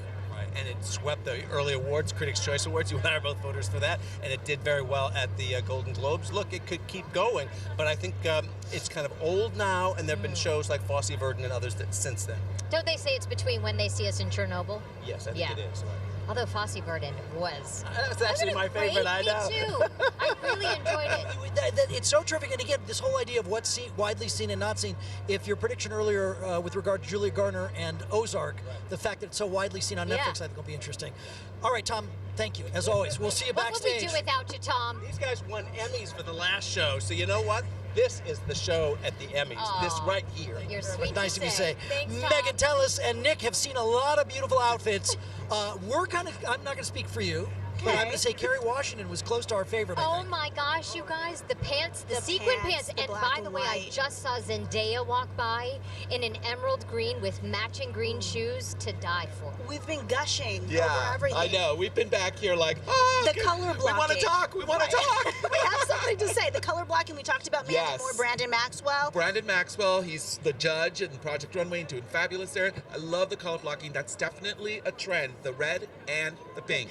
Also, Taraji P. Henson was in that same color blocking situation. And as we get into video now, so we can show off more, we had Sterling K. Brown. We want to talk about the gentleman. Yes. What did you love about his maroon suit? Well, I love that the color, that he's giving you color, sharp, and old school glamour for a guy. I mean, I love it. I love the maroon with the black, the sunglasses, of course. I mean, but just look at him. And notice the matte and the shiny. See the shiny lapels? Yes. And then the rest of the suit is the matte. Dasha Polanco. In Christian Siriano. Yes, you're a fellow alum from Project Runway. Also mentor on the new and revamped Project Runway. I love the drama. Yes, and here we are, Mandy Moore. Mandy, Brandon Maxwell. Yes. Gorgeous. Look at the décolleté, showing that gorgeous, gorgeous neckline and the fitted dress, the slit. Laverne Cox and Mansouri, ball gown, the tools, multi-layers of tulle. Again, drama. It's all about shape, silhouette, and creating a moment. I love that. All right, we have to get back to Sam and Jess, but again, Okay. we're here, we are watching all the TVs, but go ahead, Jess, Sam, take it away. Well, I tell you what, where Nick and Megan are right now, Jessica and I are heading there, and once the Emmys are handed out, that area is called the Winner's Walk. So I thought we had some fantastic conversations here. Oh, it's so fun back there. When they win their award, they come through and do interviews. It's great. We want to thank everybody behind the scenes. A lot of people worked to put this together. Thanks so much to Megan Henderson and Doug Kolk, to Megan Tellis and Nick Veros, for Sam Rubin and Jessica Holmes. It's always fun, Sam. Love you. Thank you, everybody, for watching. Enjoy the Emmys.